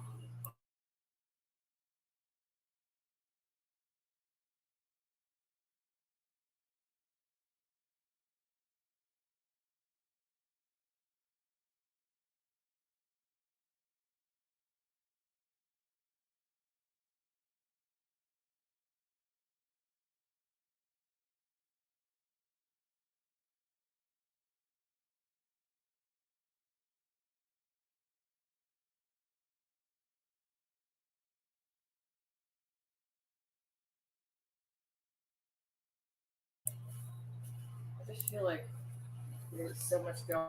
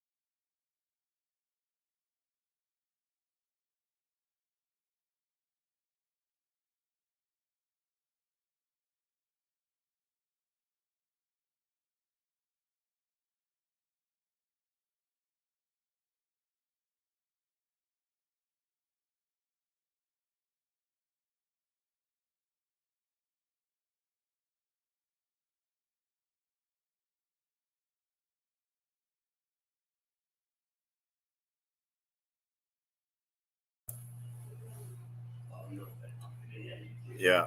And so that's even going as far as whether or not people have really been paying attention or thinking people haven't been paying attention. One of the number one things why hex I want to touch on two things, and I'm going to rewind for just a second, so I might sound like I'm sidetracking. The other thing, Human, that you asked, like why hex was dumping in price. Hex gave a good explanation. The other piece that I want to give is a lot of people have been buying it up recently because they were waiting for that snapshot. And now snapshot was done. They realized when it was, and they can dump out back to wherever they want because now they have their copy of hex. So that was a big piece there too. But the main reason why hex isn't on in the top, what 200, it doesn't break 200 or 100 on like Coin Market Cap is because it's not on major exchanges as the number one. I just saw another one where somebody And did something so like they were trying to trade like USDC or like PUSDC. One fun thing that you can, I don't know, do you have a lot of experience with block explorers, Who Man? Okay. Let's see here. Let's one of the things then, what you can look at. You can look at. Have you used block explorers though? Like etherscan.io. Yes, BSC scan, Polyscan. Yes. Yep. Okay. So those are block explorers, like for the Polygon network and for the BNB BSC, Binance Smart Chain Network. And you can see transactions. You can look at your wallet. You can look at other wallets and stuff. One of the things that you can do is you can also find like the contracts to see where money disappears and seems to appear, I guess you could say, and that's bridges. So you can look up and look at like the USDC pools or the USDT pools, or the hex contract, and where it's you can see bridge pieces. And so I think maybe one of the big third party bridges that is sort of outside the pulse chain community that might go live relatively quick would be either Wormhole or multi-chain. They might have Wormhole, aka yeah. And so then I have a question. What's the current price of one PLS in USE or DAI? So that is a ratio piece. So one of the things that we really have gotten into the habit of doing is looking at things in dollar value. That is really not a good way of looking at when you're looking at exotic pairings. And so one of the biggest things, and when I say exotic pairings, I mean anything other than a USDC as a stable pairing. So if you have something like ETH to Pepe, that is an exotic pair in a way because ETH fluctuates and Pepe fluctuates. Zen and Hex. Okay, so then one PLS and ETH. Right now it's ratio trading. Hex, and so as you can see right now, one PLS currently is 3.6 PLSX. If you want to look at it in DAI, what is it? TDAI? TDAI. Oh, shoot. So yeah, so roughly one PLS equals 3.8 PLSX. Or if you want to look at it, one PLS equals 0.008 hex. Now, if you're looking at it right now, comparing Pulse Chain to Ethereum mainnet, you know that hex is 2 cents or 3 cents roughly. So if you're looking at this from a bridging aspect, you could look at this in a way that says instead one hex, which is 3 cents, gets you 137 PLS.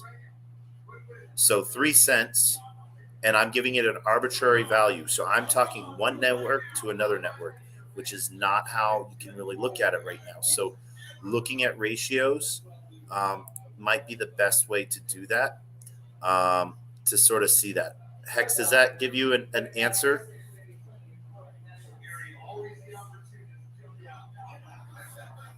Hexy, do you think? And that's and I got you here on Twitter, Hex, and I got another Hex on YouTube asking. So I got Hex all around me, and I just for everyone's record, I am not a hexagon. Nothing against hexagons. I just do not consider myself a hexagon. I consider myself an agnostic degen. I am chain agnostic. I actually added 3 new chains to my MetaMask today, like BitGert, Godwoken mainnet, and Venom testnet. So yeah. Hex on YouTube, did that answer your? Okay, that exactly what you needed. So just know though that Hex PLS, Hex Pulse, will be a different price than when the bridges go live. It will be a different price for a while than Hex on Ethereum mainnet. So one Hex on Ethereum mainnet may get you 50 Hex on Pulse Chain PLS Hex, or one Hex might get you 0.1 Hex on PLS Hex. Well, congrats to you, Hex. I am glad that you have. I'm not going to say what you have, but congrats. And whether you sacrificed $1 or you didn't sacrifice anything, you're still early, you're still new, and you're part of it. So welcome, Hex. Hex on Twitter. I know you had your hand up. Let's see if I can get you. I've been working on this connection piece to connect my YouTube to my Twitch, to get to my yeah. Let's see if I can get this going. All right, Hex, are you there? Yeah, bro, is that working? Yes, I think so. Okay, so first thing, everything you said was boss, bro. Straight fire. I appreciate that. What I want to say if I'm on the YouTube or everybody's listening, that it's really bizarre that people don't understand how much Hex has been gatekept for almost 4 years. Where if you go on any CoinMarketCap, CoinPaprika, all these crappy ass sites that just lie to you anyway, that they rank us at 201 and above.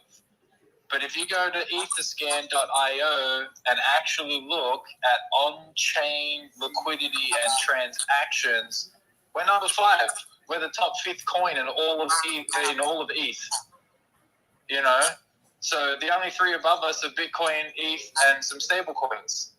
Like, we're literally number 5 in the entire Ethereum network, but yet all the marking sites rank us hella low.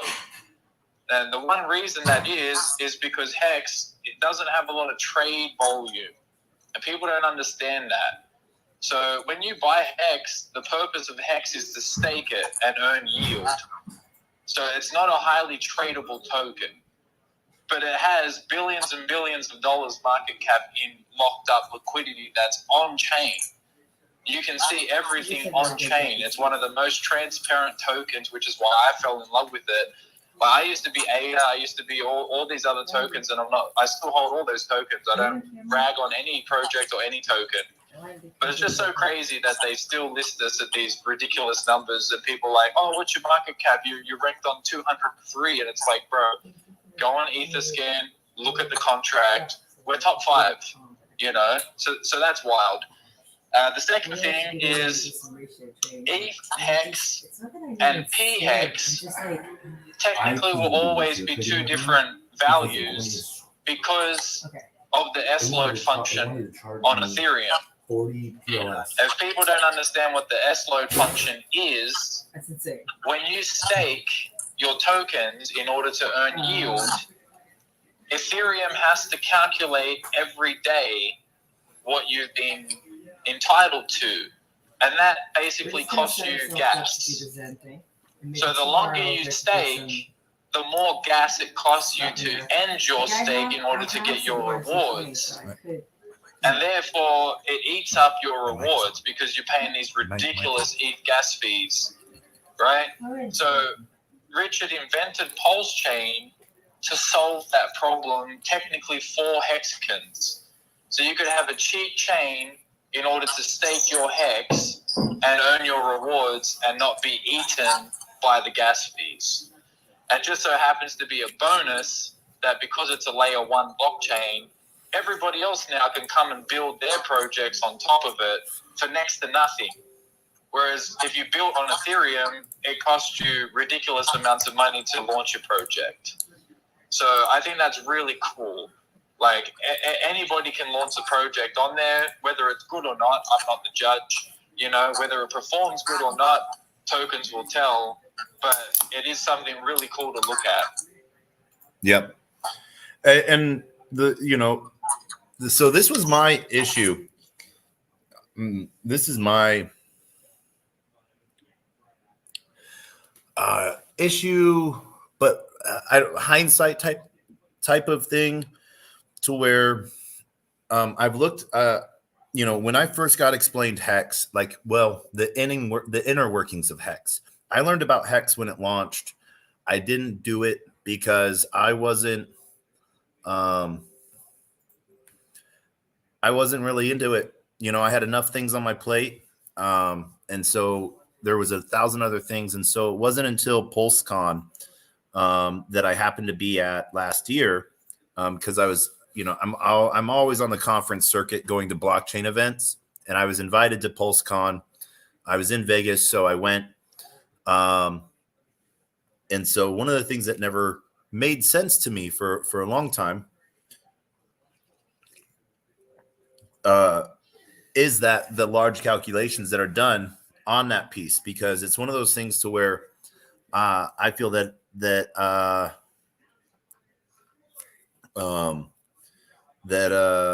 what's the word I'm thinking of?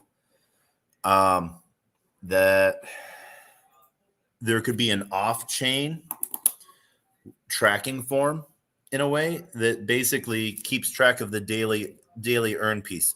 One of the things that I came to understand, and I think it's inefficient, is that is done on chain rather than off chain, just to keep that like completely automated in a way.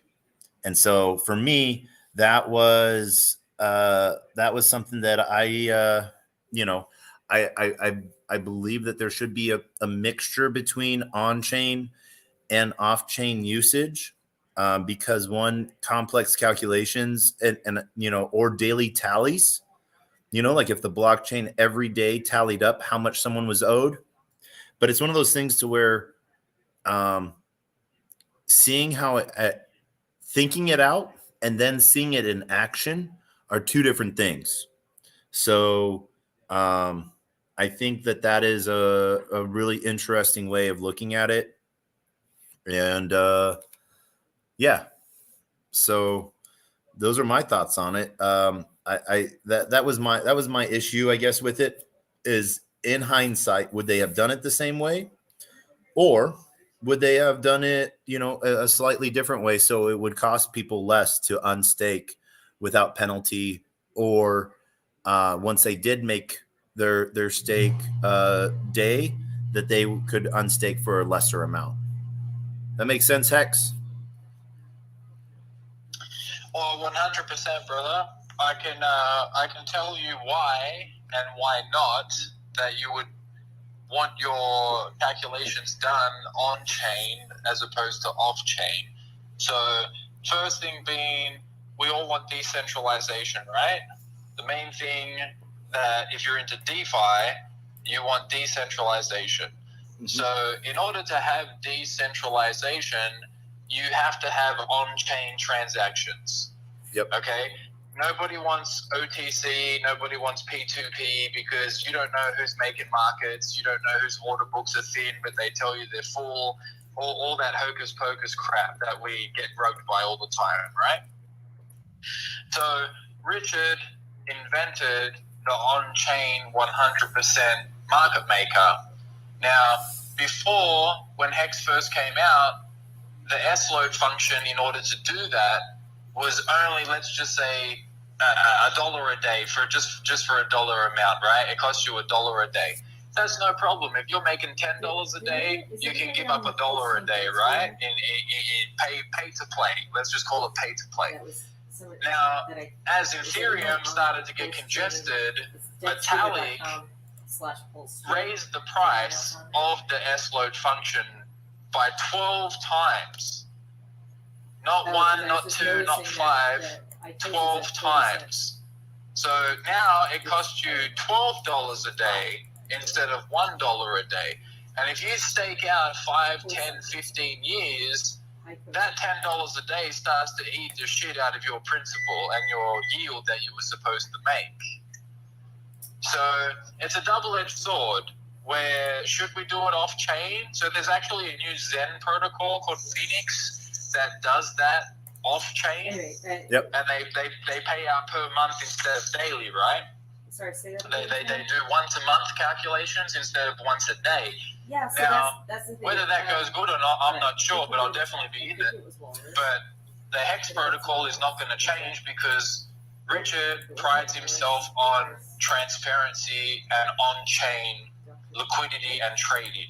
That's how decentralized is supposed to be. You're supposed to be able to see what's going on at all times and not have anybody fudging numbers or slipping and tipping when you're not looking. So it's like, which one do you give up? Do you give up security or do you give up privacy?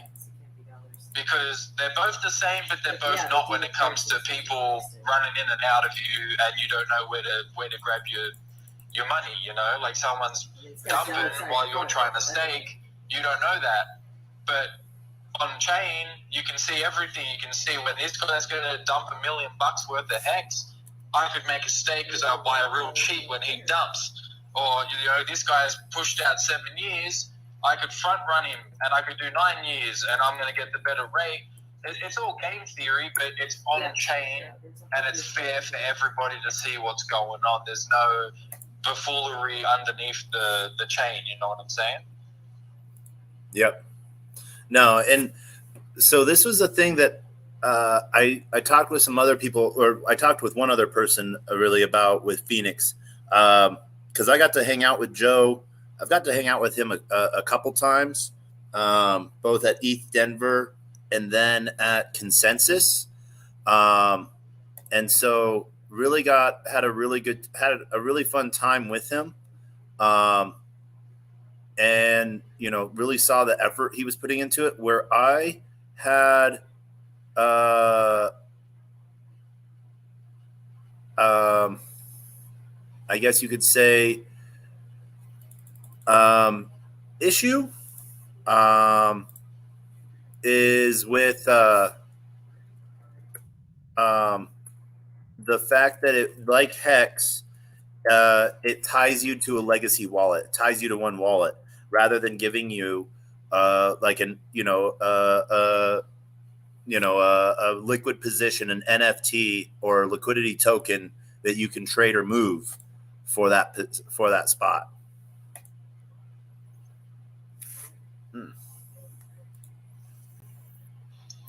Yeah, so that's why Hedron was created. Yep. So and you can make your HSI instead of a native stake, and that becomes a wrapped stake, and you can freely trade and sell or loan against that stake.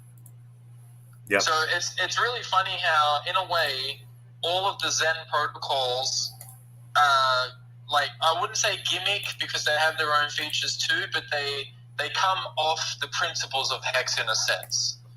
So they've tried to improve it just like we tried to improve Bitcoin in a way, right? Like, everybody wants Bitcoin, but in order to earn yield on your Bitcoin, you have to give it to a third party. Yep. And that third party can steal your shit, which we've seen with Celsius and BlockFi and Luna and all that crap, right? It's not real DeFi. Yeah. So Hex is one of the only tokens before Zen was created, because Zen does the same stuff now too, in a way, with Jack and his first principles. But Hex was created and was the only ERC20 token that actually has utility. And when I say that, I want to explain. When most people say, what's the token utility? What's the utility? What's the utility? Most tokens only have one utility: send and receive. That's it, right? Name me a token that actually interacts with the native contract that created the token. None of them. Okay? If you want to stake Cake, you have to give it to a third party. If you want to stake ADA, you have to give it to a third party. Any token you want to stake to earn yield. But ADA, you don't. ADA, you stake. It's liquid staking. Someone pointed that out to me. Now it yeah. is. Yeah. Now it is, right? Yeah. So this is what I'm trying to say. Like, before all of these tokens started jumping on the... All right, listen, I'm obviously biased a little bit because I'm the hexicist, right? But I don't shit on anybody's stuff because I own everything, right? I like to collect everything. But what drew me to the Hex contract was the simple fact that it was the only ERC20 token at the time that I sovereignly, trustlessly could send my tokens to the contract, the contract, not anybody else, me and the contract. And that contract would issue me yield trustlessly. No one can take my private keys from the contract. Nobody can steal my tokens. Nobody can do shit. It's me and the contract, and that's it. The contract will run forever. It's immutable. Now, whether the tokens I earn in yield is worth anything, that's a different story, right? Price go up, price go down. But when I've staked on Binance, I've been rugged. When I've staked on Polygon, I've been rugged. Like I staked on PancakeSwap, I've been rugged. Hex was the only contract that I've ever staked with for over nearly 3 years that has always given me what I was entitled to and never had any hiccups. And that was the beauty of that contract. Now, it has problems with the S-load function. Now, Phoenix is doing their thing, which they've fixed that problem in their way. Mm-hmm. But Richard invented Pulse Chain to fix that his way. So it's like, tit for tat. Yeah. I think every new token that comes out that wants to stake is following that principle now and making it better every time. It's just going to keep getting better and better and better every time, I agree with you. Yeah, no, it is. Yeah. Man.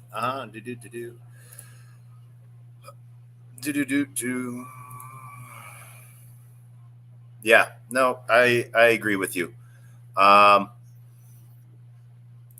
You have not said a bad thing at all. The only what would be cool if the next thing that moves up on like Phoenix is if they pull in an icosahedron type of thing as well. I've gotten used to. I don't like being tied to the same wallet. I do use the same hot wallet for pretty much everything. And I do, I do add my 24 words pretty much into a lot of different wallets for my hot wallet. And, but I do know it's always tied back to, I have to approve that transaction, but downloading a wallet from a reliable source rather than something that is, off key, I might be giving someone else my 12 words. But that's for my hot wallet. And so what I'm willing to risk at that moment. One of the things I do recommend people doing is setting up multiple wallets. You have your minting wallet, you have your, as I like to say, your FAFO wallet, your fuck around and find out wallet, because sometimes you want to go test out new things. You want to try things out that you don't know. That's sometimes the only way you can learn. And sometimes you have to learn from errors. Unfortunately, no matter how many times we talk about being safe and checking things, Web3 is not easy right now. For me personally, I love the Join Fire wallet extension. I use it both in Brave and in Chrome. It will tell you what your transaction. It basically takes a hex decimal language and tells you what that input output is. So it will tell you, hey, this asset's going out or this asset is going in. And I also really, really, really enjoy Wallet Guard as well for that. They not only do they do, in what's going out of your wallet and into your wallet, but it also tells you if what you think is like a minting contract is actually like a wallet address, or scam sites. If it's not a whitelisted site for a project, it will let you know that there's other sites that are relatively like it, and make you aware of that. One of the cool things with blockchain, though, is really all finality comes down to you pressing that approve function. There is the classic saying, not your keys, not your crypto. An Arbitrum researcher, I've repeated this a few times, said something new, had a new spin on it. Not my keys, not my problem. And that's something that we've really gotten used to with banks and credit cards. You know, we get overcharged for a bill. We have bad service. We got double charged. We can call an 800 number and get that pulled out and reversed. Blockchain, most recently we saw some dude send $1.2 million to Jared from Subway.eth by accident for some reason, or he claimed it was an accident and was on a couple different private Discord groups. How you don't send a test transaction of that amount first to the right person, but basically pleading, Jared from Subway.eth to return those funds, or as in his tweet said, that his boss, who he was sending his employer, would kill him. Whether that was true or that was just a very grandiose statement, who knows? But Jared from Subway.eth did return the funds minus, his 50 grand finder fee, which, I think was like 5% or something like that he took. So, hey, good for him. I know I've gotten transactions magically pop up in my wallet before that I was not expecting. And I reached out to my community to be like, hey, did someone accidentally send this to me, or someone who sent some money that was supposed to go somewhere and didn't? It turned out it was supposed to go to me. I just was not expecting it. So the part of having different wallets is having them all under one domain and one hood, so to speak. Hex, you were talking a little bit earlier about having multiple different Google books. I know people that do that.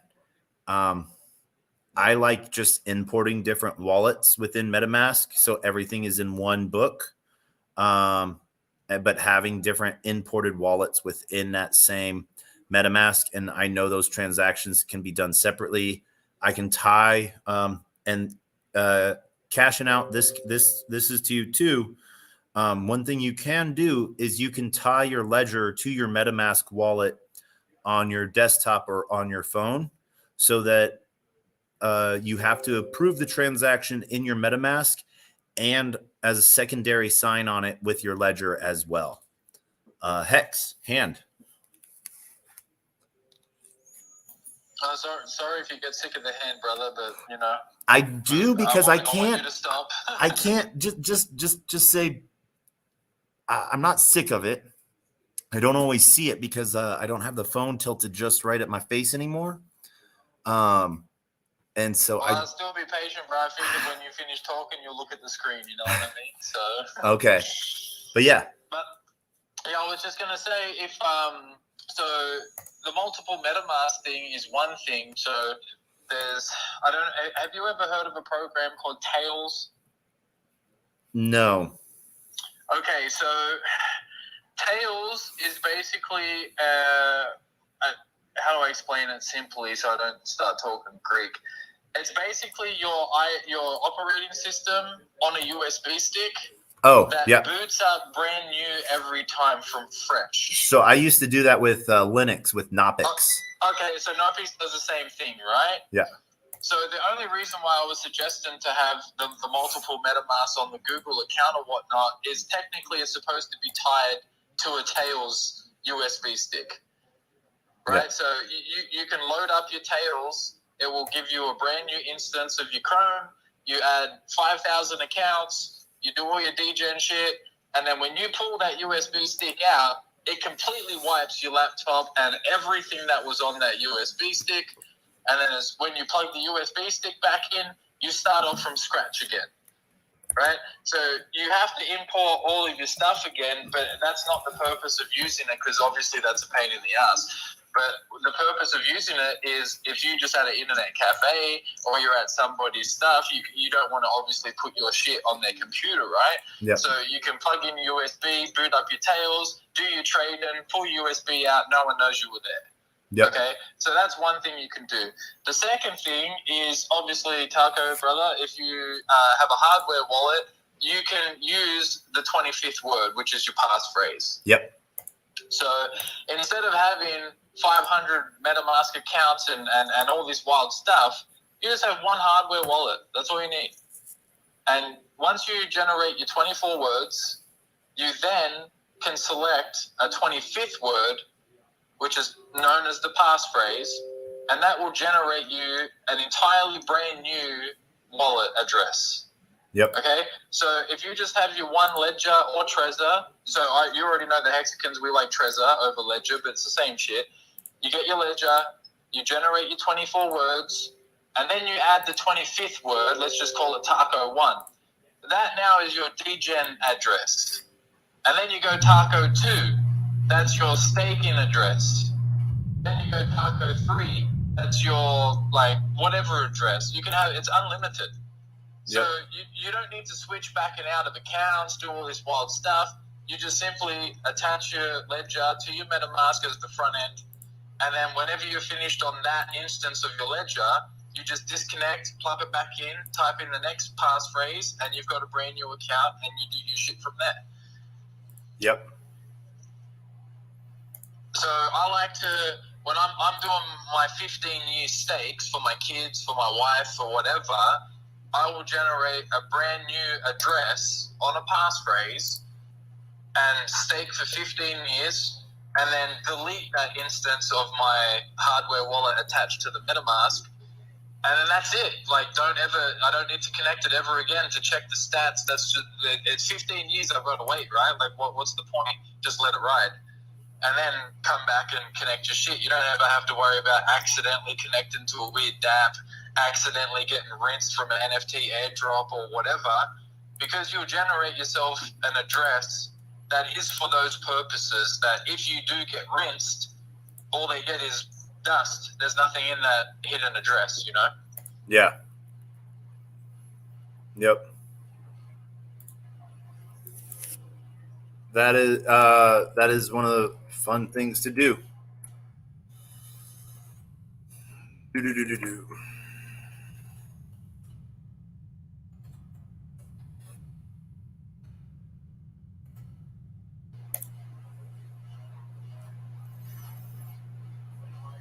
Oh man. Yep. Oh, man. It has been. You are 100% right. There's multiple different ways of being safe. I just, I prefer Ledger over Trezor. Trezors can be opened and can be boot logged. Ledgers have not successfully been boot logged yet. And I think Trezor is just easier to use over Trezor. Ledger is easier to use overall than Trezor is. I don't know. What do you think, Hex?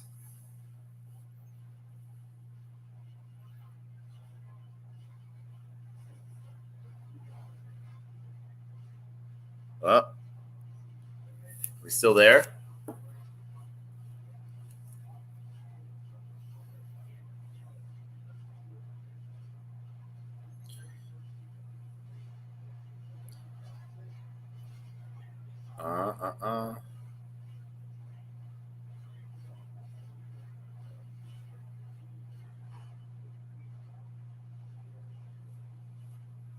Do.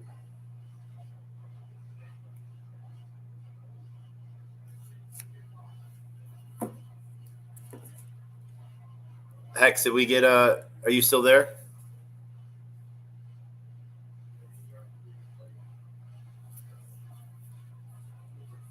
Did we get rugged? I think we got rugged. No, we didn't get rugged. Brother, can you hear me? I can hear you. Oh, I'm so sorry, bro. I just had a phone call. It jumped me out of the room. Ah, okay. Yeah, no. Sorry, the last piece I caught just before the phone call was you saying something about Ledger? Yeah, no. I was talking about Trezor has been boot logged. Trezors can get opened up and get bootlogged to pull the passphrase and everything out. Ledger has yet to been broken yet. Truly been broken in a repeatable fashion. I like Ledger for usability over Trezor. So here comes the battle. What, Trezor versus Ledger? Thoughts, preference, and why do you like Trezor more than Ledger? Okay, this is a great question, and it's one of those ones like almost should I be Catholic or should I be Christian type debates, right? Because they're both obviously top tier. I own both. Don't get me wrong. I have a Ledger. I started with a Ledger, and then when I joined the Hex community, they kind of voted me onto the Trezors. So the first reason, the boot login, as far as I know, can be done to both devices. Nobody's ever just tried it with the Ledger, as far as I know. That could be some hocus pocus too. So I'm not going to hold myself to it. But the difference between the Ledger and the Trezor so far for us is the Ledger mailing system was hacked, and people's addresses and everything got burnt, right? So to me, that's obviously a big no-no. If my company that I buy from with my personal address and credentials, and they know I'm hoarding crypto, they gave out my information to scammers. Right, so that's the only thing that I don't like about Ledger so far is they're the first corporate. Like the units themselves can be broken because you can brute force anything really. If you've got enough money and enough time, you can get somebody to take the enclave chip out and they can do some work and eventually get there, right? But mailing lists and shit like that it is a big no-no. So Trezor has a 90-day burn everything rule. So when you order from Trezor, they have 90 days of your information and then it's burnt. It's completely wiped off their systems, no credit card information, no email list, no phone numbers, no nothing. So for me, that's one big point right there. And the other point that I have to concede, because one of the community's hardware experts, shout out Hex Hangout, he is a huge Ledger guy for the simple fact that when you punch in your passphrase on a Ledger, it's on the actual device. And when you do it on a Trezor 1, you have to punch it into the computer. And that's, as everyone knows, it's a no-no. You shouldn't be punching stuff into the computer, right? But the Model T Trezor is all on the device itself. Nothing ever gets punched into the computer. It's a 50-50. There is a slight difference with that too, though. With the Trezor, it shifts the numeric keypad around into a random pattern, and on the computer, it doesn't show what those numbers are. It just shows where the squares are. So you have to be looking at both the Trezor and the computer at the same time to know where those numbers are. That's correct, brother. That's for your PIN. Yep. That's not for your passphrase. Oh, correct. Passphrase, yes. Right. So when you're on the Trezor suite and it asks you to type in a passphrase to generate a hidden wallet, you physically have to type it in on your keyboard, which is a big no-no. Yep. But on the Trezor Model T, which is the touchscreen version, you do it all on the device itself, but it's more expensive, and you know what I mean? So potato, but yes, you should never, ever type passphrases or seed phrases on your keyboard. Yeah. And I did, so I got I was given two S Pros by Ledger to do video on. So I still have a video to do. One of the things I like about both Ledgers and Trezors is you can brick them and reset everything on them. So basically factory reset. I don't know with Trezor if they have I'm sure they do, where with the Ledger website, it will check and verify whether or not your Ledger is a real Ledger or not. I don't know if Trezor does that. So they do. It's Okay. when you put your Trezor into, because everything gets shipped without IO on it, right? Yep. So when you get your Trezor from, obviously, hopefully everybody order your stuff from the manufacturers, not Amazon or Craigslist. When it comes from the manufacturer, it doesn't have any OS on it. So when you plug it into the Trezor suite, it will tell you no firmware is on this device. Would you like to download the firmware? If something has been downloaded onto your unit, it will tell you, warning, iOS has been detected on this device. Please call the manufacturers because they do not ship them with operating systems on them. Yep. So it does give you a big red warning sign. I've never had one, but I have seen a YouTube video where some guy did it just to show the fact that it does work. But it does give you a big warning saying that an operating system has been installed on this hardware device unit. Before using, please contact customer support. A little bit. I will be back. Yep. Go check the list. Yeah. Everyone take care. Stay safe. All right. I love tonight. Yeah, no, that's I agree. They're both pieces, safety steps. What I'm waiting for next is the ledger stacks to visually see. They're making like their little iPod Touch version of their ledger. I'm looking forward to that, and that's been shipping.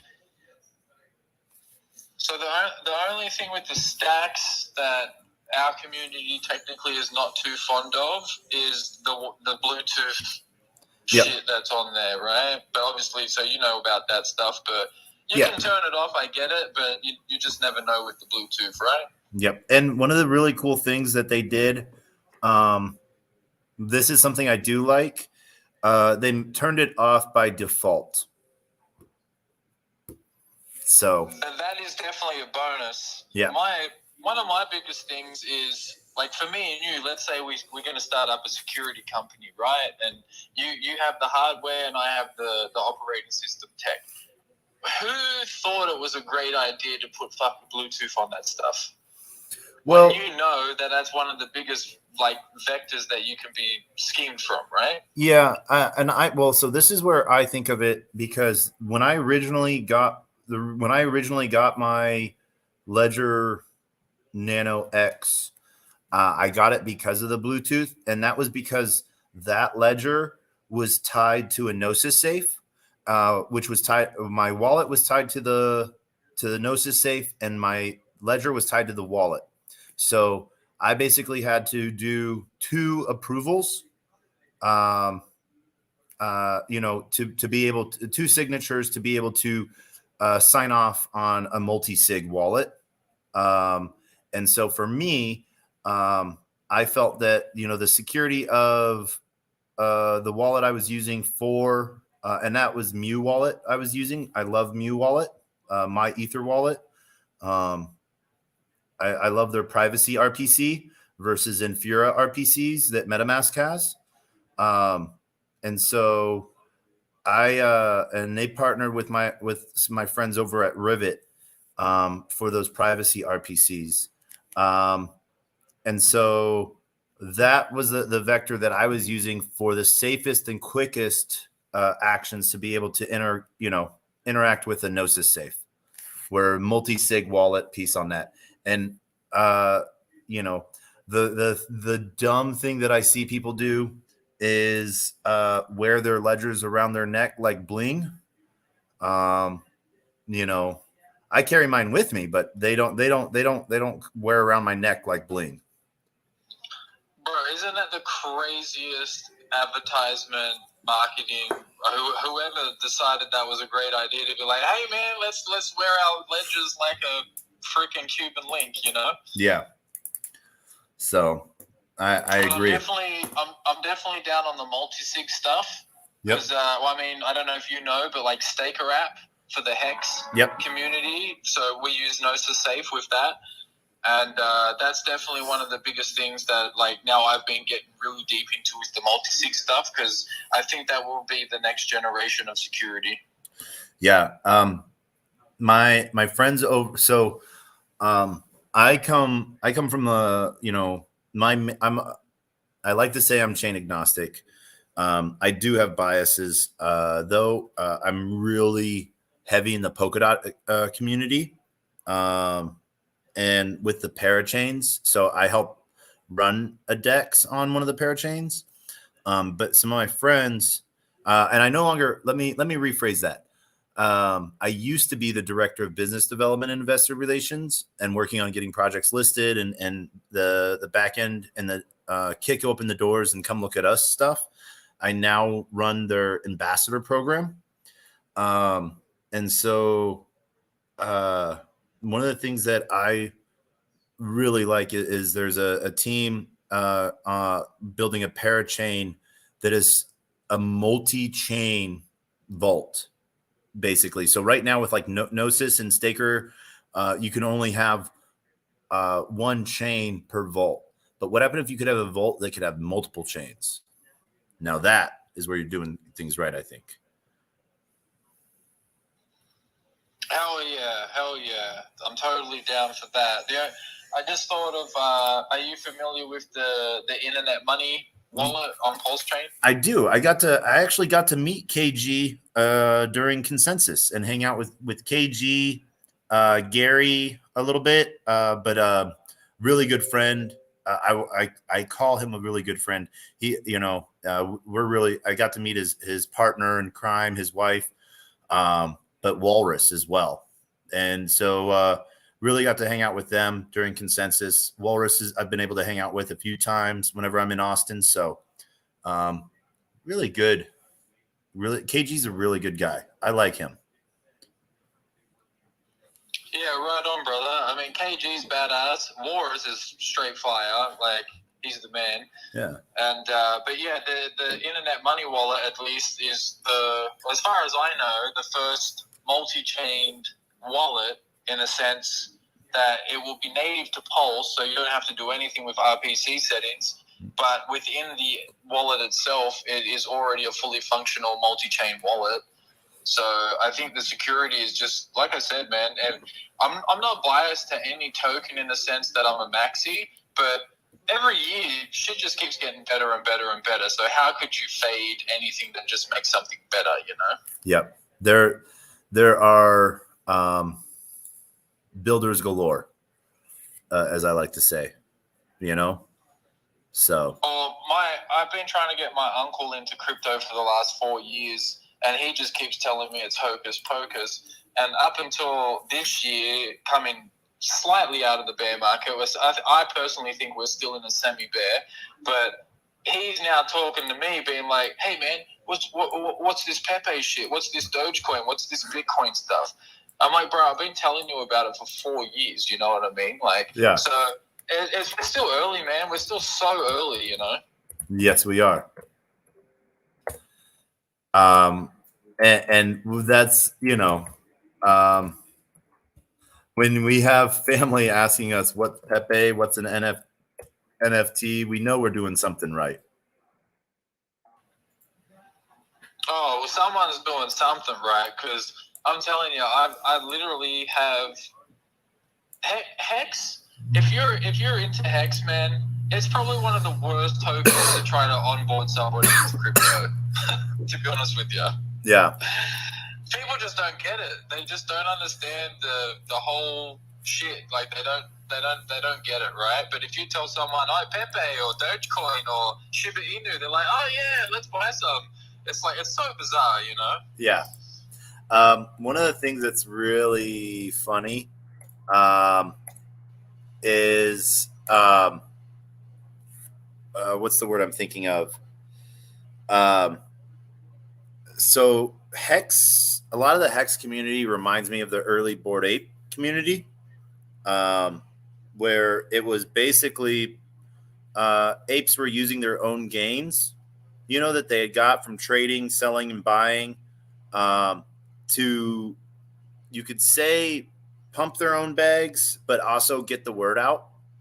And Hex is pretty much the only other community where I regularly see in the randomest places advertising. I was in Tampa, Florida, and I saw yard signs about Hex and howtopulse.com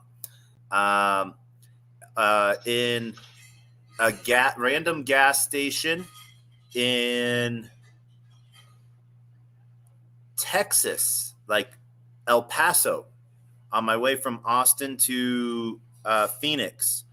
2 o'clock in the morning, a postcard flyer sort of explaining the breakdown of Hex, and using the like a CD, beating inflation rate type of thing. So, I do got to give shout outs, because it's not team marketing. People think that Hex is that there's, team marketing, when really it's the community that have made money looking to advertise their own, what they believe in, and doing it in a good way. So I like it.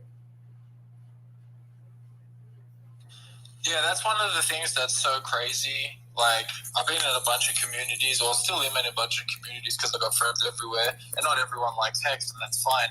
But Hex is definitely one of the only projects that the community is what makes the token itself. Like, everyone knows, man, Richard don't spend money on Hex, right? Like, he doesn't go out buying billboards and hot air balloons and all this crap. He goes and buys Louis Vuitton handbags and then flexes on people. Like, that doesn't make anybody really want to buy the token, So it's really the community itself, and we believe in the contract. And after almost 4 years solid, the contract has never failed. Yeah. Everything else has gone down. Everything's been hacked. You know what I mean? Like, it's one of the only contracts that's never failed with almost 4 years of flawless operation. So it's kind of hard, Like, you tell your friend this is the best thing, and they're like, I don't like Richard. He's a dick. And you're like, yeah, that's fair enough. Like, I don't like Elon Musk, but I buy Tesla shares. Like, what do you do? Yeah, well, and so then this is where it's really good. This is where we talk about a trustless piece. Just so people know, Deck Screener has added Pulse Chain to their lineup as well. For you can go see Dex pairings as well. Let's go. So I see that because I have YouTube running live on a giant TV. So yeah. Bro, people don't realize how many centralized exchanges are basically waiting for the ratio period to fall off so they can list Pulse Chain, man. Yeah. That's another thing that's so crazy, right? All the exchanges know Richard. All of the people in the field know Richard. They hate his guts. That's fine. They won't list Hex. But as soon as he comes out with an L1 that people can make money off, everyone's listed it. Oh yeah. Yep. So that's one of the other things people don't understand about Hex. Like, when you list on a centralized exchange, you got to give up tokens, or you got to pay them to list you, right? Yeah. Well, Richard won't spend a dime on any of that crap. So this is the funny thing, though. That's what they used to do. Nowadays, like MEXC, even Huobi, Gate.io, they, like with Zen, they literally had either bots or interns just going and hitting the mint button. Well, that's what I'm saying, though, because they technically can mint for free because, they don't pay gas. They're the exchange, right? They get their gas for free. Yep. So they can mint it and then dump, right? But you can't do that with Hex. Yep. It's going to cost you more to buy it than when you dump. You're gonna be out of profit. You're gonna dump at a loss, and that's why a lot of exchanges won't take it, because it's not a tradable token. Like, really, no one's really trading the crap. They're staking it, making yield, and then selling it, right? Like, you can't do much else with it other than stake it, earn yield, and then sell it. So if you've got 100,000 plus stakers, and the average stake length is almost at 7 years. When it started, it was like 2.7 years. It's already gone up to 7 years. How are you going to make profit on that trading volume when people aren't doing anything for 7 years? Do you know what I mean? Yep. It's one of those So things. that's the hard sell for the exchanges, right? Because they're not making any money on that. Yep. It is that day, So But Phoenix will be really cool to see how they because they've implemented. I read the white paper. There was three phases that they took out of other people's projects in a sense and like kind of molded them together. And the T-shares and the staking mechanism of Hex was one. And then there was another one that was, I can't remember the token name, but it was like a certificate of interest, not a certificate of deposit. And they've implemented that as well. And so it's like a little bit of everything and then mix it up and make some spaghetti sauce. So it's going to be really cool to see how that pans out. Yeah. No, it will. This is good. This is an exciting couple days. So really fun to see. With that, I want to sort of just bring this to an end, wrap it to a piece. But before we do, Hex, as we do with every episode, we've done this for 267 episodes. 10 seconds, final words and words of wisdom. Oh, shit. Naturally, everybody stay safe. If I had 10 seconds to tell anybody to do anything on any blockchain is to make sure your security is intact. I don't care what token you buy. You can buy whatever token your heart desires, but please make sure your security is intact and you keep yourself safe. Much love. Much love. Thank you. And as always, we end every episode with our words of wisdom. A closed mouth cannot be fed, and you cannot feed a closed mouth, meaning if no one knows you're looking for opportunity can't come. And if opportunity comes and you're not ready for it, it's going to pass you by. And we're going to close as we close every episode with the greatest joke on the face of the planet. It's done out of love for how we started our space. So for 267 plus episodes, we've done the same joke. And so cashing out. Thank you so much for joining us today. Hope that you always feel free to come back anytime you see us open or have any questions. Please feel free to ask. Anyone, Hex is here to help in any way, shape, or form. Please know, as a reminder to everyone, that you never need to give out your secret recovery phrase to anyone for any type of help. I'm just grateful to be here. We are all early still. To me, WAGME means, it's we're all going to make it. But if we're all going to make it, that means we all have to make it. So everyone has a seat at the table. Some people just need to be reminded that they already have a seat waiting for them because we're so used to Web 2 where you have to either earn a seat or seats are taken from you. So want to thank everyone for joining us today, an amazing time. Hex, I know you're going to go be messing around like crazy on some of these exchanges. I'm going to be eating some food and then getting into some liquidity pools. So everyone have a great night. And Hex, with this joke, I need your help. Knock, knock. Who there?